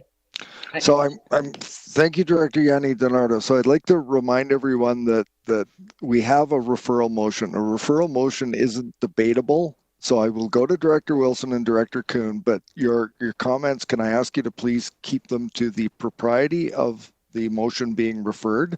There's an opportunity if the committee does not want to refer, that the referral motion can be defeated and we can move from there. But I will now go to Director Wilson, followed by Director Kuhn on the propriety of referral. On the referral, no, I'm absolutely in disagreement with this. Let this go ahead. Let's get this done. It's been too long. There's nothing wrong with the staff report as far as I can see. Thank you, Director Wilson. Director Kuhn. Yes, I'm not in favor of a referral. I think we could potentially end up in trouble with this if we refer it and meetings are held with the commission without the public having an opportunity to be there. It just opens up a can of worms, and I'm just not in favor of that. Okay, folks, and I'm trying to defend the process that needs to be defended. We need to ensure that when we're debating the propriety of referral, that we don't debate the motion, that we don't debate the substance of the report. We just debate the propriety of whether or not this should be referred back to staff for other considerations. Director Acton, to close on the referral motion. Okay, I'm trying to accommodate the referral. I'm happy to retract my referral motion. I too want to get things moving and get things done, as Director Wilson likes to say. But so can I ask you to hold on there? So you can't retract the motion. The next step will be to have a vote on the motion, and it looks like people want to defeat the motion. So it looks like we're having a recommendation from the mover that we defeat the motion. Is there any other discussion on the matter of referral? It's been recommended by the director it be defeated. I will now call the question. All those in favor of referral? Director Kuhn, I think you're putting your hand down. Okay. All those opposed to referral? The referral motion is defeated by, I believe it was a unanimous vote. Now, to the motion or to the recommended resolution, I turn to Director Acton again. What's your pleasure? Thank you. Well, I'm just stating what I am going to do here, and Director Acton, could I ask you to respect the commission and the APC, I will be forwarding them this application and telling them if they have any comments to send it to Legislative Services. Done for the board meeting. That's they at least deserve that courtesy. Director Acton, could I have a resolution? Could I have a resolution? We have nothing on the floor to debate. Oh, I would like to move the staff recommendation. Is there a seconder for the staff recommendation? Staff recommendation has been duly moved and seconded. That recommendation is that it be recommended to the board that development number DP20B04 for PID 030265801 be issued. Is there any discussion on the resolution that has been duly moved and seconded? Seeing none, I will call the question. All those in favor? Any opposed? I see no hands up, no opposed. That motion carries. Next item, R8. It's an information item. I believe Mr. McDonald is on the line. I don't know that there's anything to present, or do you have anything to present, Mr. McDonald? No. Any comments, questions for Mr. McDonald on the report? Seeing none. Next item, R9. Parks and Trails Division, I'm not sure who will be presenting on that item. Do we have any volunteers from staff? Hi, Tanya here. Hi, Tanya. Hi, I don't have a presentation, but I am here if anybody has any questions. Excellent. Is there an individual from the applicant that is here for this? I've got see hands up. I'll go to Director Acton, and I've got Director Wilson has comments as well. So are there any questions for staff? Director Acton, Wilson, and then Salmon. Director Acton. Thank you, Mr. Chair. My question is to staff, because I have had an explanation of what the letter of credit is. I would just request that they explain it, because there seems to be a lot of confusion coming from the public about what that exactly means. So I would appreciate that, please. Ms. Soroka, would you like to give us a brief explanation of how the letter of credit will work? Yes, thank you. The letter of credit is being provided from the applicants to the CVRD, and it is covering all the outstanding amenities that are required per the covenant. The letter of credit will be provided, and the CVRD will hang on to that. The applicants are also going to be building all the amenities that are required through the covenant. And that once we receive the letter of credit, then they will start the construction of those amenities in conjunction with CVRD operations staff. So the letter of credit will be held, and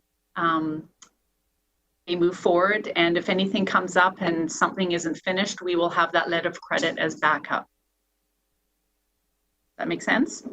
So just a clarification then that it's there as a security. The applicants will be proceeding with the works. When the works are completed, the letter of credit is returned. Yes, that's correct. Completed to the satisfaction of the staff. Okay. Yes. Does that help, Director Acton? Is that what you're looking for? Excellent. I see you nodding. Director Wilson, you're next. So if nothing happens, then you can go to the bank with this letter of credit and say, give me my money. Is that right? Ms. Soroka. Basically, yes. If nothing happens, that is our security, that we can cash in that letter of credit and move forward with building everything ourselves. Okay, so it's a negotiable bond and you get 223 grand, right? Essentially, yes. All right. To follow up, please. Go ahead. You know, I really, really wish that Mr. Evans was an elected official. He's proven himself to be a very, very acute observer, historian, caretaker of all the local matters. And I am in total agreement with some of the points that he brought up in the public input period, the points that he's highlighted. And just given what he said there, I'm not in favor of this recommendation at all. Let him go ahead, let him build the darn thing, get on with it, as opposed to saying, give me some credit and I'll pay for it. They've got the money. May I cut in there? Director Wilson, your screen and audio is frozen. Ms. Soroka. So the letter of credit is being provided to the CVRD from the applicant, and they are also going to be starting construction of the amenities as soon as possible. So basically, once we receive that letter of credit, they will start building the amenities. So there's no them not doing it. They have committed to doing that. Okay, thank you. Thank you very much, Director Salmon. Yeah, thank you. Just further to how it works, but is there an expiry date with a letter of credit? I'm just asking because sometimes things get delayed, sometimes for many years. So I'm wondering if, for example, if it is delayed, what would happen? And would we get a chance, say costs have gone up, that we would renegotiate the amount required in the letter of credit? Ms. Soroka? The letter of credit is going to be held for 12 months. And it is renewable. So if something happens at that time and we want to continue it on, or if they request it, we can do that. And I'm not 100% sure about it being renegotiable, but I don't know if anyone else has any comments, Parks Manager or anything on that one.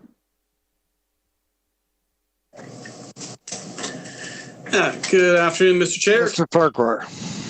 Yes, for clarity, the letter of credit from the applicant, as Ms. Roca pointed out, would be held by the district. It is our security to ensure that if the deliverables that are required under the covenant are not provided within a period of time, the CVRD at its option could then proceed to start expending the letter of credit to complete things. As noted in the staff report from Ms. Soroka, the applicant has committed to completing all of the amenities within the next 12 months. So certainly we can take a look at that, and if things are not completed within 12 months, we could act upon it, the improvements ourselves with that letter of credit. So there is a timeline, and that timeline would be something that the CVRD would have some level of control over by the fact we'll hold the security, and we have a commitment from the developer to commit to building everything within 12 months, and we can step in thereafter to finish things if need be. But ideally, the applicant will finish everything within a 12-month period. Thank you. Thank you, Mr. Farquhar. And I see your hand, Director Wilson. Before I acknowledge you, the other question that Director Salmon asked was, is there a, should costs go up and the likes? And my understanding of the letter of credit, the 2 points is we have 120% of the value. So there's a 20% built-in factor for unexpected costs or increased costs in the project deliverables. So there is that factor there as well. And my understanding that when a applicant or business provides a letter of credit, it's generally understood that they want to have that letter of credit to be off their books and not to be outstanding. So there's generally a incentive for them to move forward to have them dismissed and canceled. So with that, does that answer your question on the cost factor and cost increases, Director Salmon? Mostly, it's just so I understand that if it's not in 12 months, it's not done, CVRD will just do it. We certainly have, Mr. Farquhar. Mr. Chair, we certainly have that option if there's no indication that 12 months from now, the amenities that are committed to in the letter of credit and in the covenant are not approaching substantial completion. We could certainly step in and take on completing of those works at that time. Director Wilson to close. Yeah, this is cynical Wilson coming out now, but I've got some real doubts about this. So what's to stop things that's going in 12 months' time? Let's assume 50% of it has been done and they come forward and they say, well, give us another 6 months. Here we go. Next 6 months, and on we go, on and on and on. I'm not happy with this one at all. Thank you. So this is Area B. Ms. Harrison, have we had this moved and seconded? I don't think Director Acton has moved this. So Director Acton, what's your pleasure? Thank you, Mr. Chair. No, it hasn't been moved or seconded. Thank you. Director Acton? I would like to move it, please. Is there a seconder? Do you want me to read it? No, just hang on. Let me get the seconder. I'll read the resolution. Seconded by Director Yanni DiNardo. And that resolution is that it be recommended to the board that a renewable letter of credit in the amount of $227,976 from Malahat Forest Developments to secure required park and trail community amenity contribution commitments as detailed in covenant number CA1648144/CA1648145 be accepted. They've been moved and seconded. Is there any further discussion and debate on this item? Seeing none, I will call the question. All those in favor? Are there any opposed? Director Wilson opposed. That motion carries. That will go to the board next Wednesday, the 24th. Next item on the agenda is R10 from the Water Management Division for the Mill Bay Wastewater Integration Phase 1 project update. And I believe we have Mr. Dennison. Mr. Dennison, do you have a presentation for us? Yeah, Mr. Chairman, thank you very much. So it's one of our most lengthy reports to committee, and I apologize for that, but it's a complex project, and we're bringing it forward at this time because it's got a number of elements to it, and we've configured it in a certain sort of way, and we would like to proceed with more to establish the bylaw. We want to make sure that we have the committee's backing and that everybody shares this vision before we proceed forward. And there's a few elements in there that'll come up as I go through it. The intent is to merge, rename, and extend the boundaries of Mill Springs, Roulette, Carey Village, and Sentinel Ridge systems in Mill Bay. Extending the boundaries means including other partners to create a sewer service there, a larger one that meets high standards and addresses a number of existing problems. So briefly for the project itself, so we have the 4 CVRD service areas. We have 12 partners identified. Currently institutional, residential stratas, developments and commercial, they're all there. And attachment A shows the plan, shaded brown, the properties that include this. Attachment B is the list of partners that have so far indicated interest. The intention is to build a new collection system and upgrade the existing Mill Springs treatment plant and the discharge area there. We intend to use membrane technology, which we have several of already in a number of CVRD systems, to produce a Class A effluent. In addition to that, enhanced treatment to allow for effluent reuse within the community, and we hope to promote that quite strongly. So for phase one, the proposed phase one of this project, the capacity for the treatment works would be about 1,400 cubic meters per day. So that's good enough for roughly 1,400 residential connections, of which about 600 would be the existing customers in Mill Springs and Brulette and Cary Village, et cetera. About 400 would be that from the partners, and about 400 remaining capacity for the community to join in later on if they are so interested.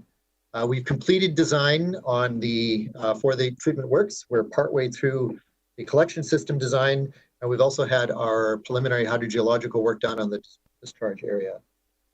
In the design as it is now, we've also included already phase two, which could be done later at the discretion of the CVRD, which would add another 1,400 units of capacity. And this is also designed, as I say. The assessment of the discharge area indicated up to 4,600 cubic meters of capacity available there. We, at this time, intend to only register for about that phase one capacity of 1,400 cubic meters. And that would enable us, after that, we've got room to grow within that 1,400, and we can do some extensive monitoring in the aquifer and the discharge area to make sure everything is working well, and it's defensible to consider phase two at a later time.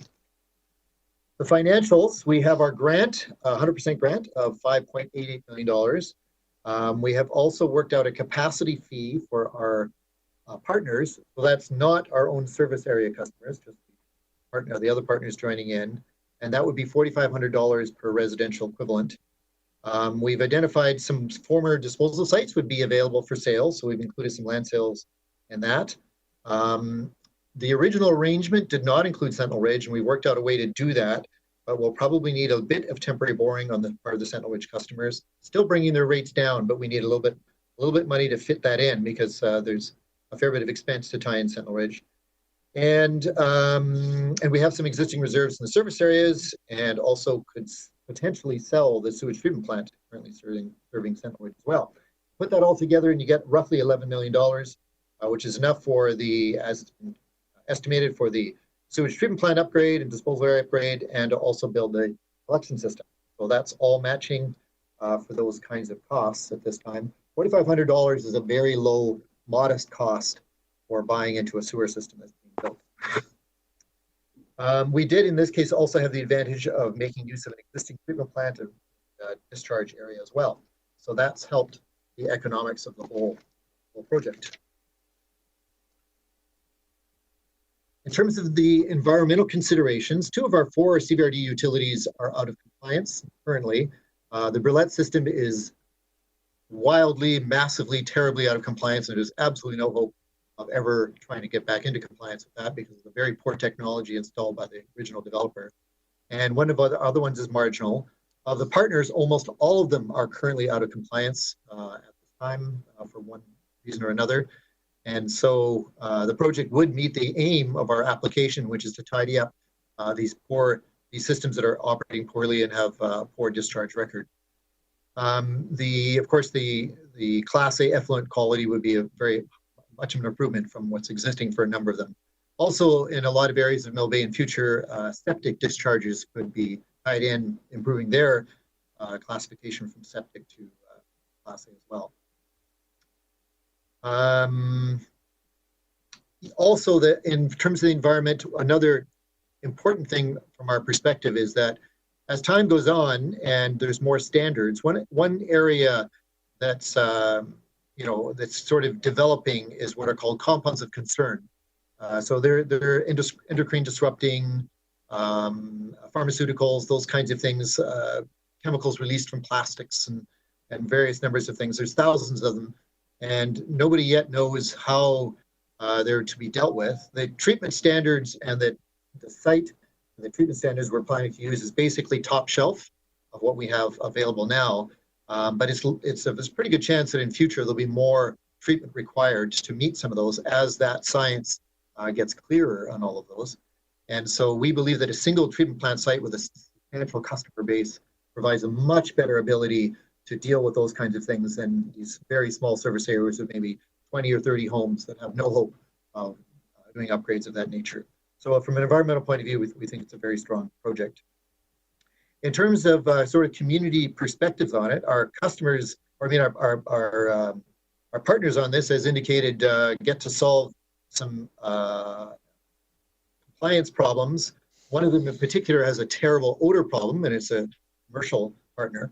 And for each case as well, they save substantial money over what would be other alternatives. So they're very keen. They're all keen to go anytime, and they're ready to sign up. One area, though, that we've had a bit of a challenge in is the Mill Springs Strata Council has recently expressed concern over the project. We early on did meet with the Strata. There were other members at the time. We went over the whole thing. There was no concerns expressed at that time. We also sent a letter to all the customers of Mill Springs explaining the whole project, and received only one very modest call with just some clarification. So we carried on with the work, but the more recent Strata Council has, as I say, expressed concern. We've indicated to them some advantages to them on this. One is they do see a decrease in their charges of about $100 a year. In the project, we're adding active odor control equipment. We're abating some of the noise associated with the plant and making some aesthetic improvements so the plant is much less visible. There's substantial replacement of their infrastructure, the existing infrastructure, for free. They don't pay anything for that.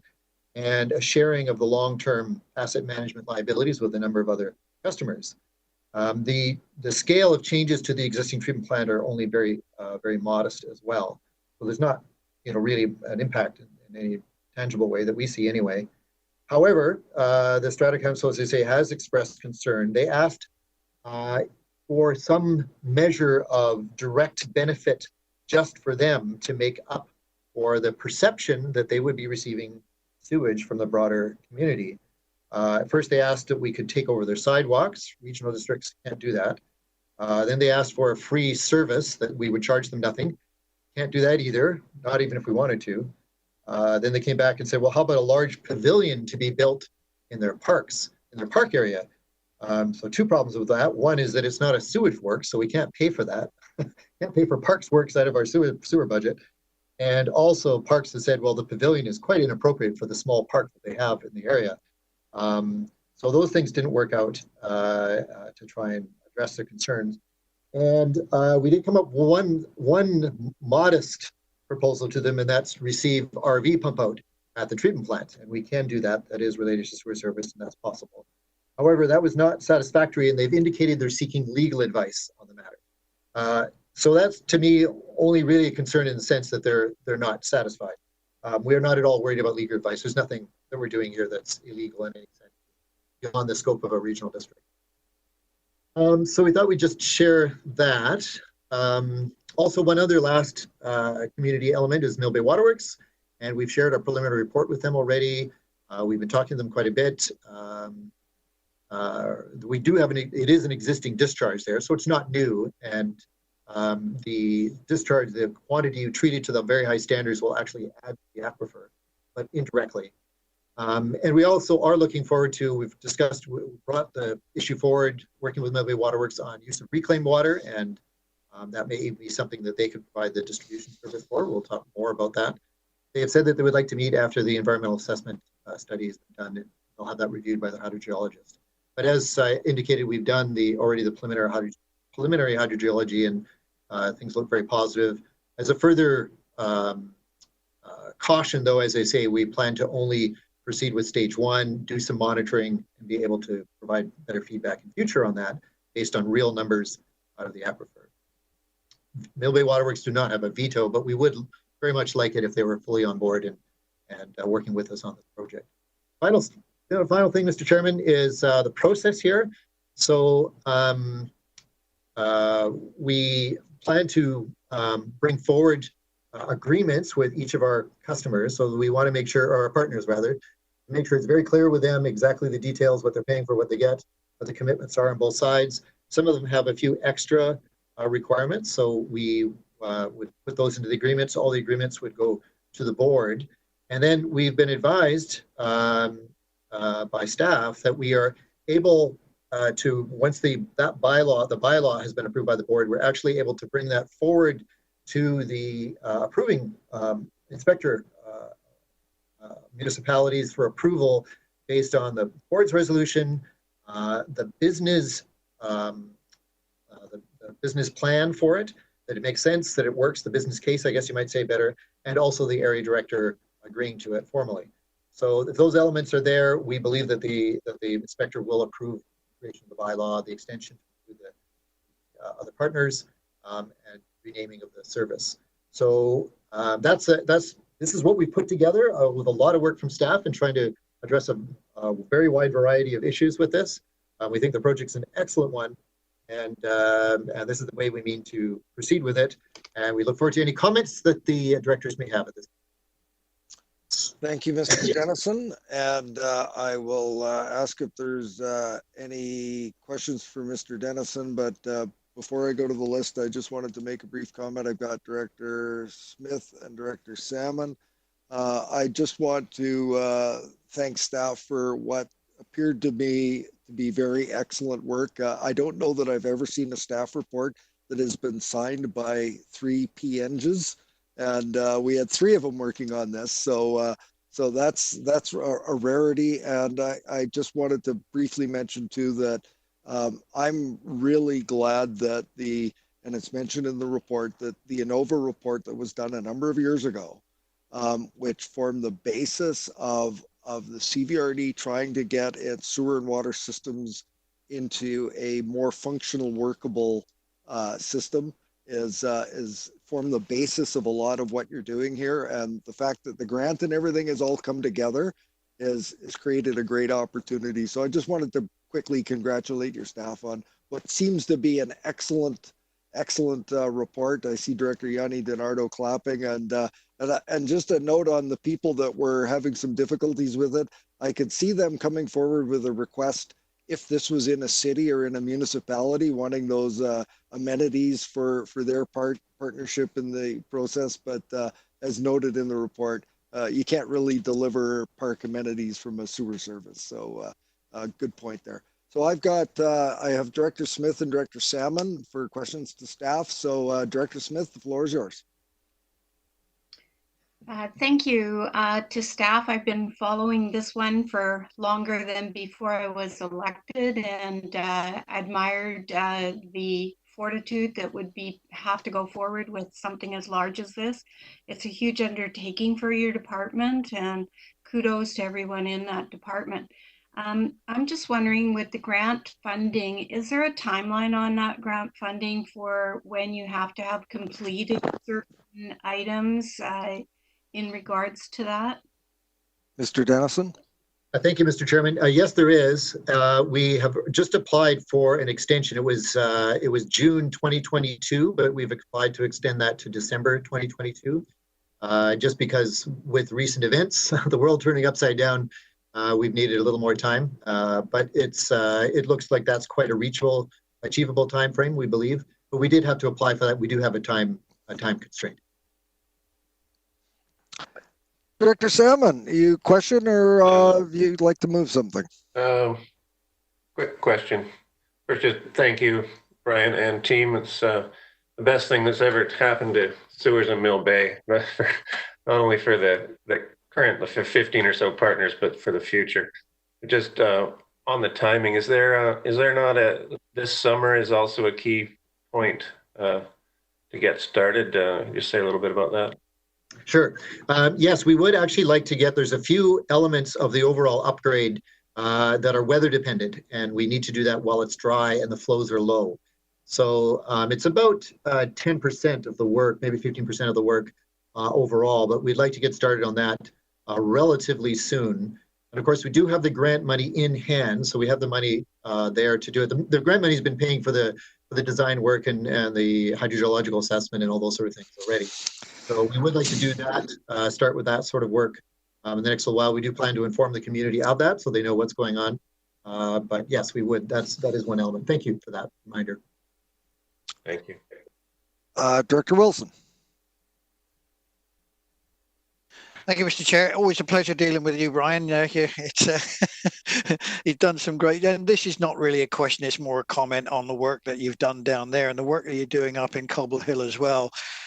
Your whole department is doing some really good work, and I echo Director Yanni Donato's wave was good stuff. Thank you very much for everything you're doing. Thank you, Director Wilson. Turn to Director Salmon. Would you be interested in moving the recommendation? Yes. I see that wave that he would, and seconded by Director Yanni Donato. And the recommendation is that it be recommended to the board that the proposal for a name change, boundary extension, and merger of the Mill Springs, Brulette, Cary Village, and Sentinel Ridge sewer system services to create the Mill Bay sewer service area within a portion of Electoral Area A, Mill Bay, be approved. It's been duly moved and seconded. Is there any further discussion on this item? Seeing none, I will call the question. All in favor? Are there any opposed? I see none opposed. That motion carries. We'll go through to the board. And Brian, would you please extend a thank you to all of your hardworking staff who have produced a great report, and hopefully this goes through the board next week. Next item brings us to R11, and given it's water, it looks like Mr. Dennison's going to stay with us for this one. Please go ahead. The floor is yours. Mr. Chairman, this is very much simpler. Douglas Hill, our venerable genset has failed. Douglas Hill is dependent on pumping capacity because the reservoir, which we didn't build, of course, we took over from an existing system, but is located relatively low level as compared to the service area. So we must be pumping in order to develop pressure and provide water service to the customers. So in the event of a power failure, if we don't have a generator, then they lose service altogether. So we would like to replace that generator. Fortunately, we have a $200,000 gas tax, Community Works Fund award, to replace the existing supply main from the well to the reservoir. With recent pricing, we believe we're actually very confident we can do that work for about $180,000, leaving $20,000 to replace this genset. So the recommendation is to reallocate the Community Works Fund and accordingly to allow us to replace the genset. Was Director Yanni Donato moving that? And was Director Acton seconding that? No, do we have a seconder for that resolution? Seconded by Director Wilson. Director Acton, did you have a question? Yes, I have a question. I didn't mind seconding it. But how I read the report is the 20,000 will be recovered by staff doing the capital work now, whereas before it was coming out of gas tax money. So would it be a do we not have any more gas tax that we could just add to this instead of taking staff time that costs everyone? Or, was there any other funding considered? Mr. Dennison. Thank you, Mr. Chairman. Actually, it's not a worry. We put that in the report. There was a couple tender closings recently that we're waiting for to have more confidence on the pricing we're expecting to get from our contractors, and they've come in very low. So we are, there's no reason at this point to displace any of the work by the contractors with staff. It wouldn't have been all the work, just a bit of it anyway. But in any event, we don't think we need to do that at all. We're very confident that we're going to be able to get our pricing that we need, do it all by contract without having to use it.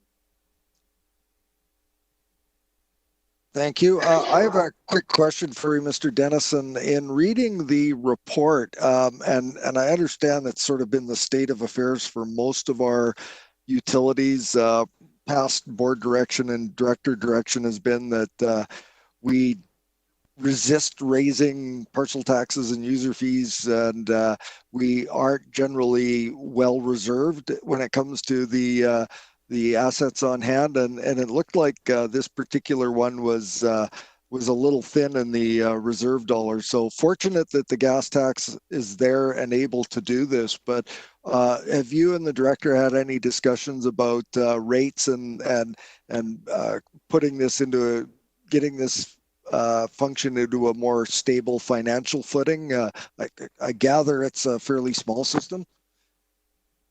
Yes, Mr. Chairman, it's a small system. It's pretty typical of quite a few of our systems. About 2/3 of them are sort of like this, that have some pretty significant liabilities and minimal financial capacity. We have had a lot of complaints from the customers there about rates, so we've gotten pushback. To be honest, the whole program, we're kind of working through the asset management program, which of course, as you know, is being done by engineering. And there were some details are being worked out exactly how this is going to proceed with finance, or whatever. Once that's sort of settled, we're going to have a big list of of increases we're going to need in a number of our systems. Now, whether with a pandemic, whether there's any desire to launch that now or not, we'll bring forward in due course that the whole program. But it definitely needs. This is one of them that is going to need asset management increases for the future, for sure. Thank you for that. I seem to have generated a couple other questions. I've got Director Smith, followed by Director Wilson. Director Smith, the floor is yours. Thank you. Through to staff, is this Community Works Funds, the 3.0, and it's under the Asset Management Infrastructure Program? There is no other documents other than the staff report. So I was just wanting to check where the funding is moving in under, is it under that program? This one is under the asset management component, yes. So under the asset management program, this is taking funds that were first allocated for the water supply line of 200,000, and then you're redistributing that money, and a portion of it's being spent on the generator, right? Okay. That's correct. Okay. Does this have to go through the committee that works on the Community Works Funds for the asset management review to bring this forward then? Well, we haven't done that. It is a bit of an emergency, and it is an asset of the system that's clearly failed. So it needs replacement. It should have been replaced before, actually. So in our view, this was important to bring forward now because of the potential for loss of service to the customers and meeting the requirements of the program. It could be brought back through the whole system. That could be done if the committee wanted to do that. Does that conclude your question? And I was just trying to compare it with the emergency that we had in Saltaire with our failure of a valve. And it was an emergency, and we had moved some money. And I was just thinking that it's so important that, when we have these emergencies in regards to that. Thank you. Thank you, Director Wilson. Thank you, Mr. Chair. Yeah, I understand Director Smith's concerns over this, but in answer to one of the comments you made just now, Mr. Dennison and I did have some quite long discussions on the need to get moving on this very quickly. And to be fairly honest, this is the only way that this can be done quickly and efficiently, and very cost effectively as well. Thank you. See no further hands. The motion has been moved and seconded. I'll read it. And that's one, that it be recommended to the board, one, that the Community Works Funds gas tax contribution for the Douglas Hill Water Well Pipeline Project be reduced by $20,000. Two, that the Douglas Hill Emergency Standby Generator Replacement Project be allocated $20,000 from the Community Works Gas Tax Fund. Moved and seconded. Call the question. All those in favor? Are there any opposed? I see no directors opposed. That motion carries. That will go through to the board next Wednesday. Next item, R12 Area H Gas Tax Funding Project. It's a for information. I gather that Ms. Soldera had put this forward, but I think efficiency, we can go directly to alternate director Haim. We've all had a chance to review the report. Alternate director Haim, what have you got to share with us today? Thank you. I'd like to make a motion first, and then I'll speak to it if that's all right. I moved at 30,000. Hang on just a sec. Just, are there any questions in regards to the report from directors? See none, go ahead. Thank you. I moved at 30,820. I'd be recommended to the board that 30,820 of the Electoral Area H Community Works Fund CWF 3.0 be allocated to pave and upgrade the lower parking lot at the North Oyster Community Center on the condition that the North Oyster and Area Historical Society enters into a funding agreement with the CVRD that meets the requirements of the gas tax agreement. Are you seconding that, Director Smith? So it's been moved and seconded. So I think I have Director Haim to speak to it. Anybody else have any comments in regards to this? I will be on the list. Anyone else? Director Yanni DiNardo. So I've got Haim, Yanni DiNardo, and myself. Go ahead, Director Haim. Okay, just a couple of real quick points here. As staff has mentioned in the report itself, there was the previous policy that was approved in, I believe it was August of last year. Since then, there have been distributions of gas tax funds that have gone to other qualifying organizations as opposed to existing services and infrastructure owned by the CVRD. Within Area H, there's a rather limited amount of CVRD-owned infrastructure, a couple of small water systems, the parks, the fire department. So in that respect there isn't the same competition for funds, if we want to call it that. The hall itself is utilized by a number of residents in non-pandemic times, as well as it's utilized for parking and that for the parents dropping off and picking up at the school. This will increase the safety of it as well as to decrease the maintenance costs that the society itself has been incurring. Thank you, Alternate Director Haim. Well said, Director Yanni DiNardo. Thank you, Mr. Chair. I just wanted to make a comment thinking of Director Marcotte and how proud she was that this particular community center took no funds. They did it all on their own. So this will be the first time they're actually getting some funding that is a little different to what Director Marcotte was so proud of, but it's needed. Thank you, Director Yanni DiNardo, and you know, it's interesting. I've had a number of those thoughts as well, and a number of us were in attendance at the HOCP workshop that was held there last fall, or maybe it was in the spring. Yeah, it's definitely needed, and I too am a believer in the policy that we passed in regards to looking after CVRD owned assets and infrastructure. But given a fairly unique makeup of lack of systems in Area H, and that this is such a, use the term, hub of the community for North Oyster residents, that I think that for the purposes of this, it's wholly appropriate, and would encourage others to support it.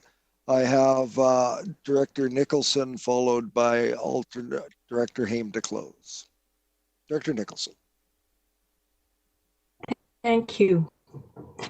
I actually think this is a really important thing to do. We've got a community that's very active and have done a marvelous job with their facility. They're providing a service, so we don't have to. So it's a very small investment that we can make to support them in delivering a great community asset. Thank you. And Alternate Director Haim to close. It's not in the staff report itself.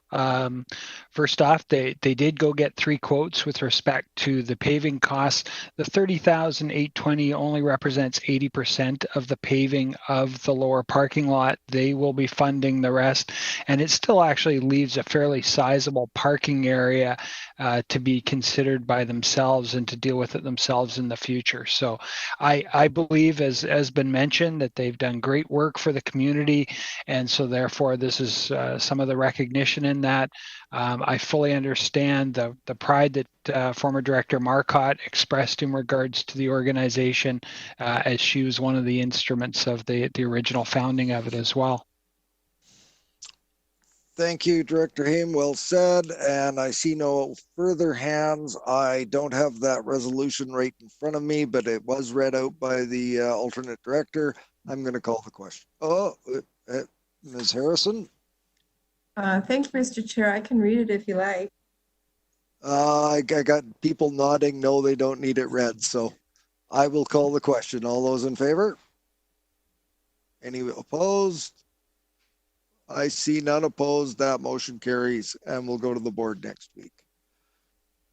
We are running up against, we got to get to our closed session soon, but we will go to R13, which is Ms. Sherolf. And Ms. Sherolf, the floor is yours. Thank you, Mr. Chair. I'm going to open a PowerPoint.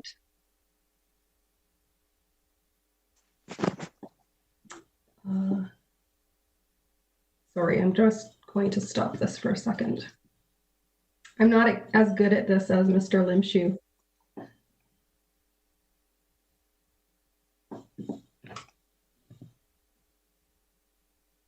Okay, can you see this? No. No. Okay. I'm going to try again.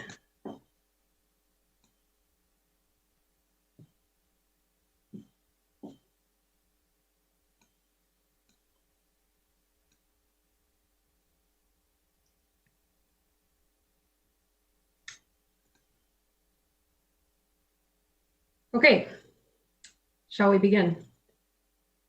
Yes, please. Okay, so there are 3 recommendations before you today. One, that pursuant to Ministerial Order M139, that the electronic public hearing procedures outlined in the staff report be adopted, that electronic public hearings be delegated to at least 3 directors, including the Electoral Area Services Committee Chair and the Director of the electoral area in which the land subject to the proposed bylaws are located, and that the hearings be chaired by the Electoral Area Services Committee Chair, and that matters be referred to advisory commissions in accordance with the Local Government Act, Ministerial Order M139, and CVRD procedural bylaws and policies, subject to prior confirmation that a quorum of members is able to meet electronically. So I want to walk through the proposed procedures for public hearings. This will basically be a correlation with what's in attachment A, but essentially we'll show you, I'll try to highlight the differences between conventional public hearing procedures and what's proposed under the for electronic hearings. So essentially you start with a resolution from the board that the public hearing process be initiated and delegates be assigned. So no change to that. However, we are recommending that the delegates include 3 directors, which include the EASC chair. And the reason for that is to ensure that there's consistency for the chairing of the public hearings. So there is some technical capacity that's needed to run these through the WebEx, as anyone who's chaired a committee meeting knows. So that is the rationale for including the ESC chair and for having the ESC chair chair the hearings. I will note that public hearings can be delegated to any individual director, all of the directors, or staff person. You have choices. So the public notice, basically, as is currently, would be published in 2 consecutive issues of a local newspaper. In the current procedure, or in the conventional procedure rather, we advertise the place of the hearing. Obviously, that's not possible under an electronic hearing. So what we do is we would indicate that the hearing would be held electronically and provide instructions for how to participate in the hearing electronically. And we'd also identify that the bylaw and the materials related to the bylaw could be viewed on the CVRD website or at the CVRD office upon an appointment with staff. We do want to provide the option for people to pre-register. It's not would not be a requirement, it would be an option. And then again, how to participate in the hearing needs to be clear. We also, as part of the public notice procedures under the development procedures bylaw, we notify to members of or neighbors that are within 60 meters of the subject property. So we'll change to that. So the hearing submission period itself, so that's that period that is occurring in advance of the hearing itself. So under the current procedure, persons who deem themselves to be affected by the bylaw, they can provide written submissions up till 4:30 on the day of the hearing. And under the proposed procedure, we're suggesting that should be 48 hours prior to the hearing. The reason for that is because we want to be able to take those written submissions, review them in accordance to the Freedom of Information Protection of Privacy Act, and publish them to the website. If we were to allow written submissions to be received until 4:30 of the day prior to the hearing, it might be really difficult to get that information up onto the website. Under the current procedure, we also accept written submissions at the hearing. Under the proposed electronic procedure, we would not do that. So we would only have verbal submissions at the hearing itself. Okay, and as you'll see, the written submissions would be added to the public record. That would be maintained at the office and on the website. And then again, any affected persons would be encouraged to pre-register prior to noon on the day of the public hearing. And that's mostly for the benefit of the chair. So the chair will know largely who will be at the hearing, and to provide a sort of speakers list, if you will. So at the hearing itself, under the current or conventional procedure, obviously anybody who's deems themselves to be affected by a bylaw has the opportunity to be heard or to present written submissions. Under the proposed procedure, affected persons would be able to speak, and that would occur in the following order: pre-registered participants first, anyone else who decides they just want to call in, they don't want to pre-register, and then lastly the owner or the owner's applicant or agent. And then, of course, after the public hearing, the same rules would apply as applied today. We'd have a written report of the hearing that would be prepared, and that would be maintained as part of the public record. And the record would move forward to the board as it does now, or as it did before COVID-19, perhaps. So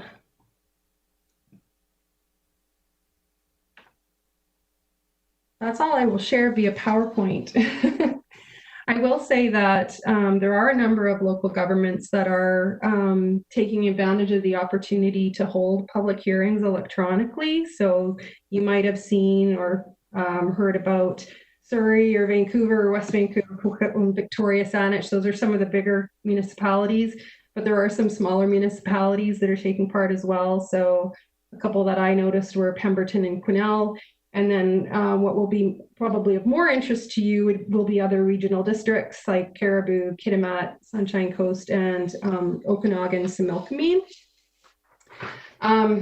There is a technical aspect to holding electronic public hearings, which requires some further work to proceed. Our staff have been in contact with other organizations. The Regional District of Okanagan Similkameen, for instance, is another organization that is using the WebEx platform, and they're using a module called WebEx Events, which is similar to meetings, but a little bit different because it provides greater functionality around the video conference aspects of WebEx. So that's the module that we would use, and we would want to do some more testing to make sure that we can do that, and that it would be seamless. There was a comment earlier about the need for transparency for the public, and I'm totally in support of that and agree. So we would want to be making better use of the CBRD website to publicize our public hearings and to make information about those hearings available and to make supporting documentation available. So the information that you would see in a public hearing binder, ideally you would see on the on the CVRD website. And then we would also provide information about obviously how to participate in the hearing.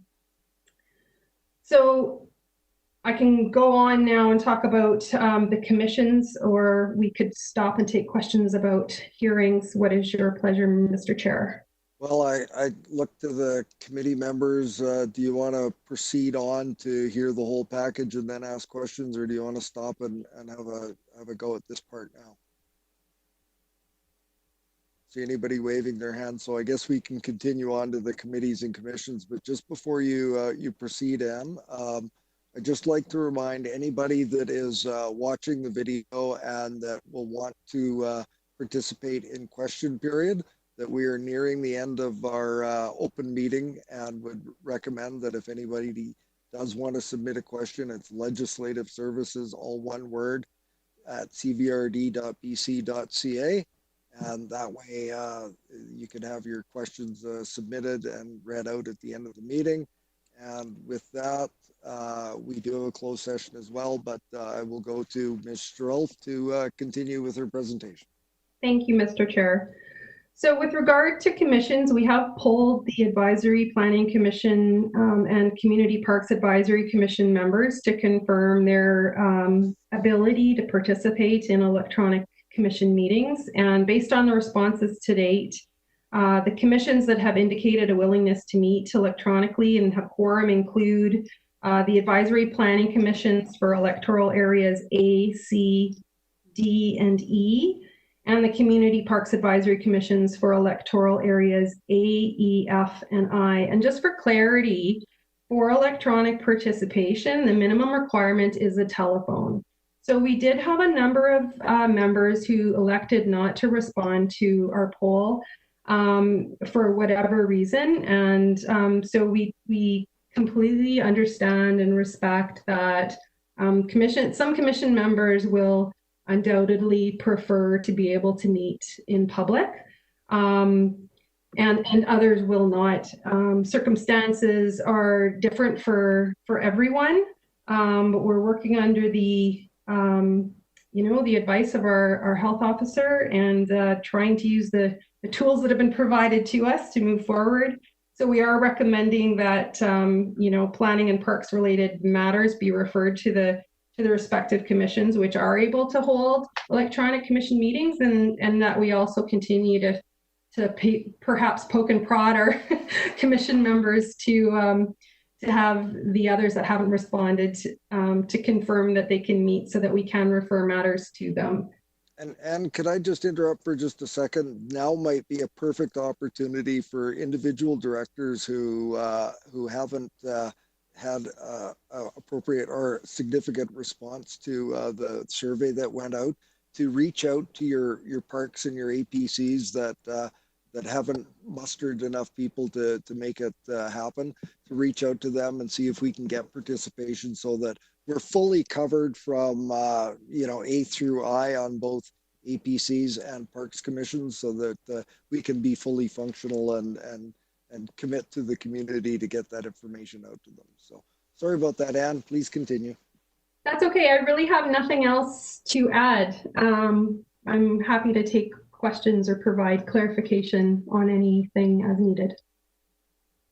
I've got a couple of quick questions, and any other directors have any questions that they want to pose? Director Smith and Director Nicholson. So Director Smith, Nicholson, and then myself. So Director Smith, go ahead. Thank you for the report. I think that it's a bit frustrating because some of the parks commissions, they can actually meet outside, they can bring their own chairs, they can sit down, there can be social distancing. And I think you indicated in your report that that the parks aren't open for gatherings. So that's the reason that they can't meet in the park, is because the park is not open for gatherings to be booked through the CVRD.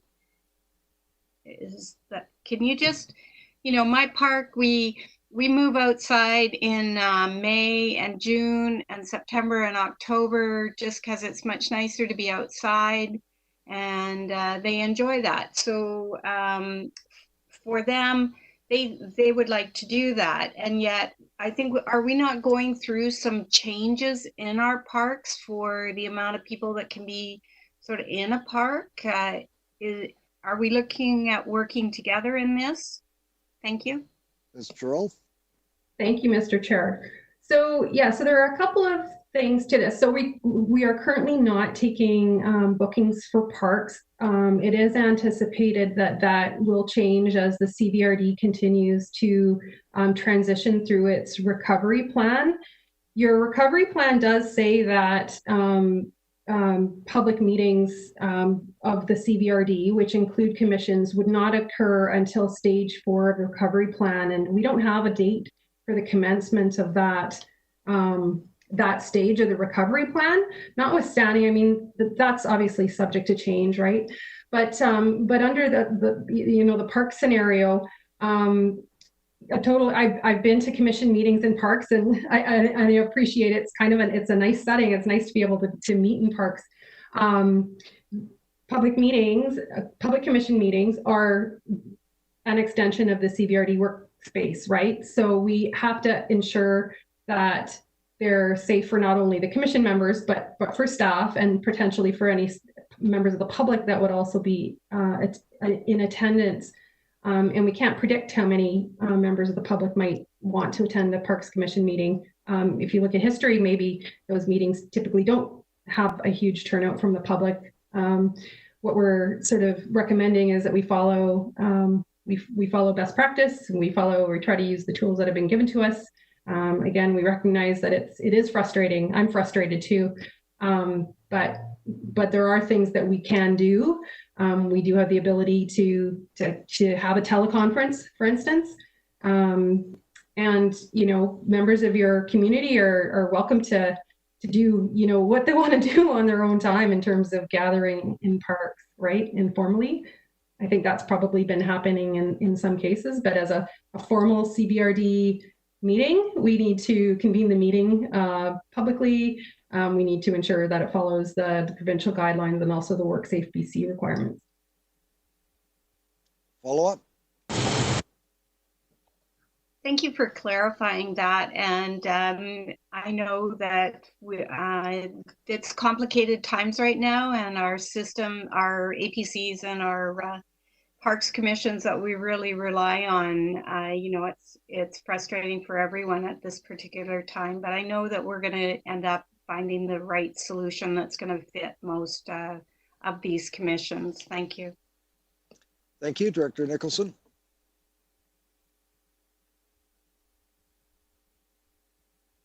Thank you. I am glad to hear that we're going to work on improving notifications on the website about public hearings and so forth, because I think we could do a lot better job. It's hard to find information right now. And I would like some clarification on a number of things. So should I just go down my points one at a time? Is that all right? Tell you what, why don't you go for 3 and see where that gets us, and we'll go from there. All right. First of all, on the timing issue, are we still going to be holding these things in the evening? Ms. Gerald. So my report was somewhat silent on timing, other than the timing that's mentioned in the public hearing procedures. So obviously, if meetings or hearings are held during regular CVRD business hours, we would not be incurring any staff overtime costs. There is an IT component to holding electronic public hearings. We'd be looking for our IT staff to be on hand when we have hearings. So there would be an extra expense if we would be having public hearings outside of regular business hours. Now, having said that, there are some costs that we wouldn't be incurring holding electronic hearings that we would if we were holding them in person. So there are no facility booking fees. There are no travel expenses. So the costs may be somewhat negligible, I would look to the committee to provide guidance around what is best for your particular community. Director Nicholson.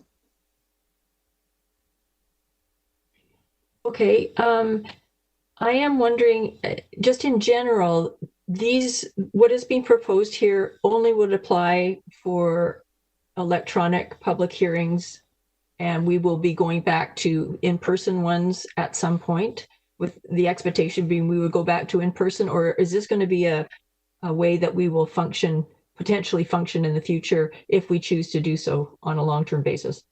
Ms. Terrell. So under Ministerial Order M139, we can hold electronic public hearings. So we can hold electronic public hearings as long as Ministerial Order 139 is in place, or if there's a different order or a legislative change that occurs in the future. Otherwise, the default is the Local Government Act requirements, which do require a public hearing to be held in a physical place. Director Nicholson. So my next question is about the delegates. So then I understand why it would be helpful to have one person doing chairing, because it requires a bit of a learning to do that. Although it's always good for more than one person to know how to do things. What it does though is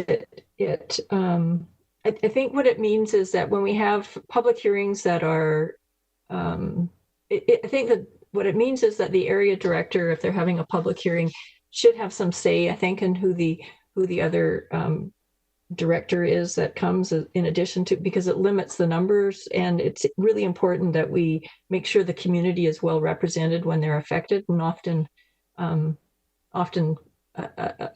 application isn't just specific to your area. So I think there needs to be a little bit more thought about that, perhaps at the meetings when we do it publicly. Ms. Terrell? Is that possible? Yeah, so the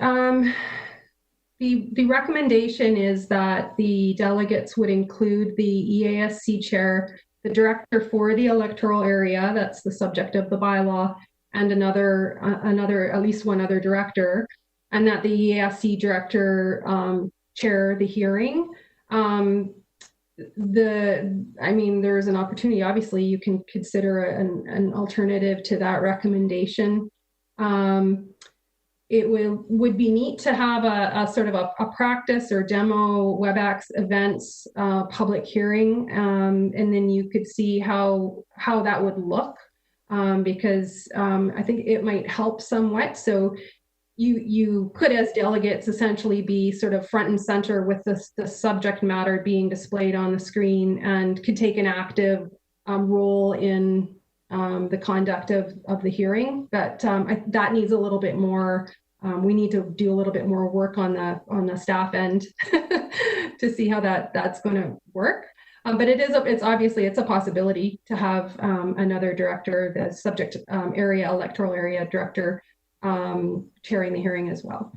And in the preparation for this report, and as it is currently, should the committee in the recommendation of the board for appointing delegates, there is nothing that prevents us from delegating 3 or 4 or 5 or the entire committee to being delegates to the meeting. And should it be a meeting where, say, there's myself as chair and 3 other directors are delegated, there is nothing that would prohibit any of the directors from participating electronically in the public hearing anyway. So I think that flexibility and that authority still resides with us to recommend to the board who we want to be participating in the public hearing. That is correct, Mr. Chair. And I just wanted to add that item number 2 in the list of recommendations could be modified if you wanted to simply say that electronic public hearings be delegated to all members of the Electoral Area Services Committee, and you could even be silent on a recommendation around the chair, and then determine that at the public hearing. That doesn't need to be formalized today if there's some discomfort with that. there's quite a bit of flexibility there. How many more questions do you have, Director Nicholson? Several. Go ahead for a couple more, then I'll jump in with mine, and then I can go back to you again. Go ahead. Okay, well, I'll just finish then on this particular point, because I'm really looking to make sure that the public is well represented at a public hearing, and we don't normally discuss it. I think when I first started, we discussed who the appropriate directors would be delegated to a particular hearing, and we don't do that anymore. It just seems to pop up on our paper. So I think we need to, I mean, when it's done electronically, it certainly gives you much more opportunity and is easier to participate. But I think maybe there needs to be a little bit more thought about that. Yeah, that's what I'll leave it at that for now. Okay, thank you. So just a couple of points for clarification. You had made some note about the opportunity to submit written submissions in advance, and that the deadline would be 48 hours in advance. But you said that we wouldn't be accepting written. Obviously, if you're having a virtual meeting, it's pretty tough to receive a written submission. But I'm assuming that if a individual is watching the public hearing and chooses to pen an email and fire it off, that we're still accepting email submissions to legislative services right up till the close of the public hearing, and those would just be included in the document that would be ultimately reviewed by the committee and the board as our normal process.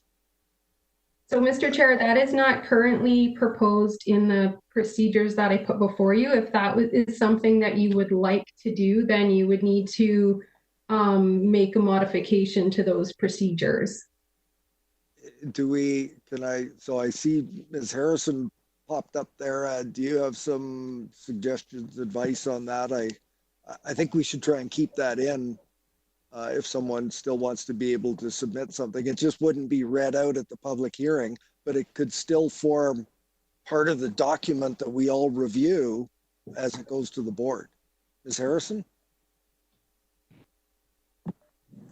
Thank you, Mr. Chair. I'm not sure that it actually needs to be included in this recommendation. I think it would be more of an operational side of things when you get to the point where you're looking at how it's draft and what it looks like and those types of things. Thank you for that. I guess my point in this is that when we're having a physical public hearing and someone comes up and hasn't said a word throughout the meeting, hasn't identified themselves, but drops a submission in with the recording secretary, we may not have any idea what the content of that is, but it will appear in the public hearing record, and we will all have the opportunity to review it. So I think that would make some perfect sense. And if you're saying it can be operationalized, then great. Another question that I had is, I know you had some specificity around the speaking order at the public hearing, that it would be pre-registrants, then those that come afterwards, and then the applicant. Is there any reason why that couldn't be amended at the meeting, so that perhaps if the applicant is online at the public hearing, that they could not say make a presentation, but just make some preliminary comments as the public hearing is getting underway? Not to set up a question and answer or anything like that, but if they wanted to make a submission, provide some late breaking information just as comments, is there any reason why we couldn't amend the speaking order during the hearing? Thank you, Mr. Chair. Yes, I think, well, the specific hearing procedures, the procedures at the hearing are sort of within the control of the chair. So the chair has the ability to do that at the hearing. The rationale for having the owner or the owner's agent or the applicant go last is that there may be something that is stated at the hearing that warrants a rebuttal from the owner. And best practice would be that the owner would have the last word. Fair enough. Thank you. I think that concludes my questions. Go back to Director Nicholson.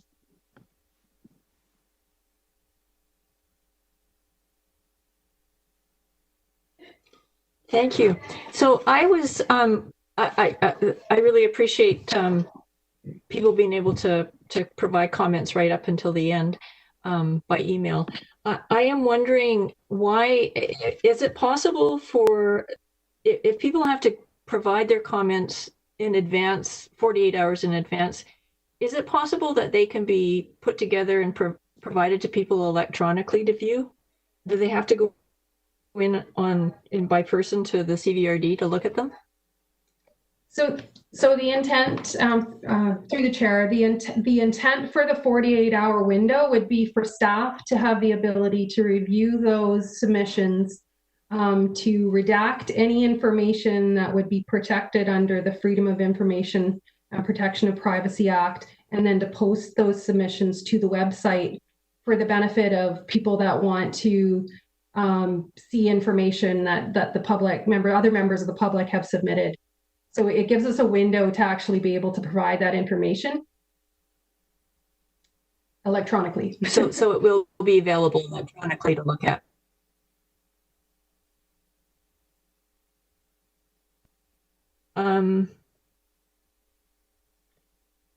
Okay, well, I guess we can only try it and see if it works.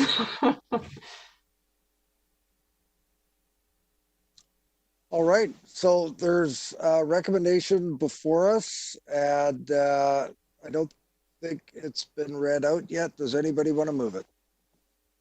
Moved by Director Yanni DiNardo, seconded by Director Smith.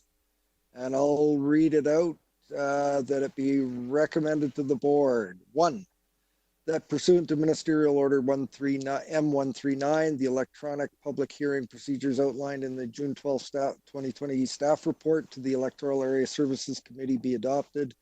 2, that electronic public hearings be delegated to at least 3 directors, including the Electoral Area Services Committee Chair and the Director for the Electoral Area in which the land subject to the proposed bylaws are located, and that the hearings be chaired by the Electoral Area Services Committee Chair, that matters be referred to advisory commissions in accordance with the Local Government Act, Ministerial Order M139, and CVRD procedures, bylaws, and policies, subject to prior confirmation that a quorum of members is able to meet electronically. Any further discussion? Seeing none, I'll call the question. All those in favor? Are there any opposed? I see none opposed. That motion carries unanimously, and we'll go through to the board for next Wednesday. Next item is new business, of which we've taken care of already. They've been bumped up. Ms. Harrison, is there any unfinished business I'm not aware of? Thank you, Mr. Chair. There is none. That brings us to question period, questions for the chair submitted to Legislative Services. Ms. Harrison, what have you got today? Thank you, Mr. Chair. I have 3 submissions, 2 by 1 individual. So I'll do the 2 of them first, and then the individual that resubmitted, I'll do theirs after that if there's any time remaining. Fantastic. Okay, I'm just going to start the clock. And here we go. So the first one is from Cliff Evans, and it reads, Mr. Chair, on R9, do you think that the whole purpose of the letter of credit for the Malahat Forest is to get permission to build houses and the park's amenities at the same time? The amenities were supposed to be built first, and the housing passing this allows them to build both now. Are you now not allowing them to build the houses supposedly at the same time? The estimate on the cost of building the amenities estimated by the builder and now has a fixed price. Could the price of the amenities not double in the next few years? And the next submission. Let me take that one first. I don't know what the rationale for the, it was in the applicant's minds other than what was written in the staff report. My understanding is that there are new owners who are wanting to proceed with the next phases of their development, and they wanted to do the work on the amenities concurrently with the authorizations to proceed with the phase of the development. And I believe that we are somewhat protected based on what staff have informed us during the course of the meeting, that they feel that the costing and the plan laid out and their supervision of it all makes sense to them, and so it makes sense to me as well. Next question. Thank you, Mr. Chair. The next submission is by Susan Kaufman, and it reads, "Good afternoon, Mr. Chair. Again today, the CVRD experienced some technical difficulties with live streaming, resulting in the public not being able to hear the beginning of the meeting. And as a result, some of the public input was not conveyed. It is hoped that this can be resolved, and in the future, could the meeting be restarted so that the public can have full access to the business of the day?" Additionally, the numbering of the agenda items were changed more than once during the course of the meeting. Mr. Chair, can you understand how confusing that is? But also, when items disappear from the agenda, that the support material is no longer available for review. How can the public have confidence in the process and transparency of continuing with electronic meetings until the issues of this meeting and previous meetings are addressed? Mr. Chair, it is unfortunate that the items that directly affect the public, such as public hearings, APCs, and parks, was left to the last item on the agenda, limiting the time for the public to send in questions. Mr. Chair, will the ESAC please consider taking a brief break before moving into question period? Thank you, Susan Kaufman. So there were a number of questions there, and can I maybe have a, well, no, I won't ask for a show of hands, because I know that I heard all of the public input and wasn't aware of I know we had some technical difficulties, but if the purpose of our public input is for people the members of the public to provide input to the committee members on items on today's agenda, I believe that was accomplished. So they may not have heard that public input being given, but I think all of us heard it. And, you know, this is a very challenging time, and we're trying to adapt to this challenging time with the technology that's available to us. And I think that all of us are doing our best to ensure that there is the best participation that we have available to us with the tools at hand. And, you know, being fully aware that, and I'm not saying that they're by any means correct, but there are local governments that are meeting absent of any public oversight or participation whatsoever. I think it's probably a mistake on their part to proceed in that fashion, but we are doing everything in our powers that we can as elected officials. And I think our staff have got the message clearly from not only ourselves, but the public, that there is an honest, good faith effort to do everything that we can to not only hear the input, but also process the question period at the end. Now, we don't dictate our policy and procedure as to how we operate. The board dictates the method by which its committees, the committees of the board, operate. And we have very laid out policies, fairly strict, that say what we can and cannot do. And it's a policy of the board that throughout the presentation or throughout the meeting, that they're provided with the address that they can submit information to. The board currently isn't taking breaks for questions at the end, but there is regular reminders of that email address so that they can submit questions.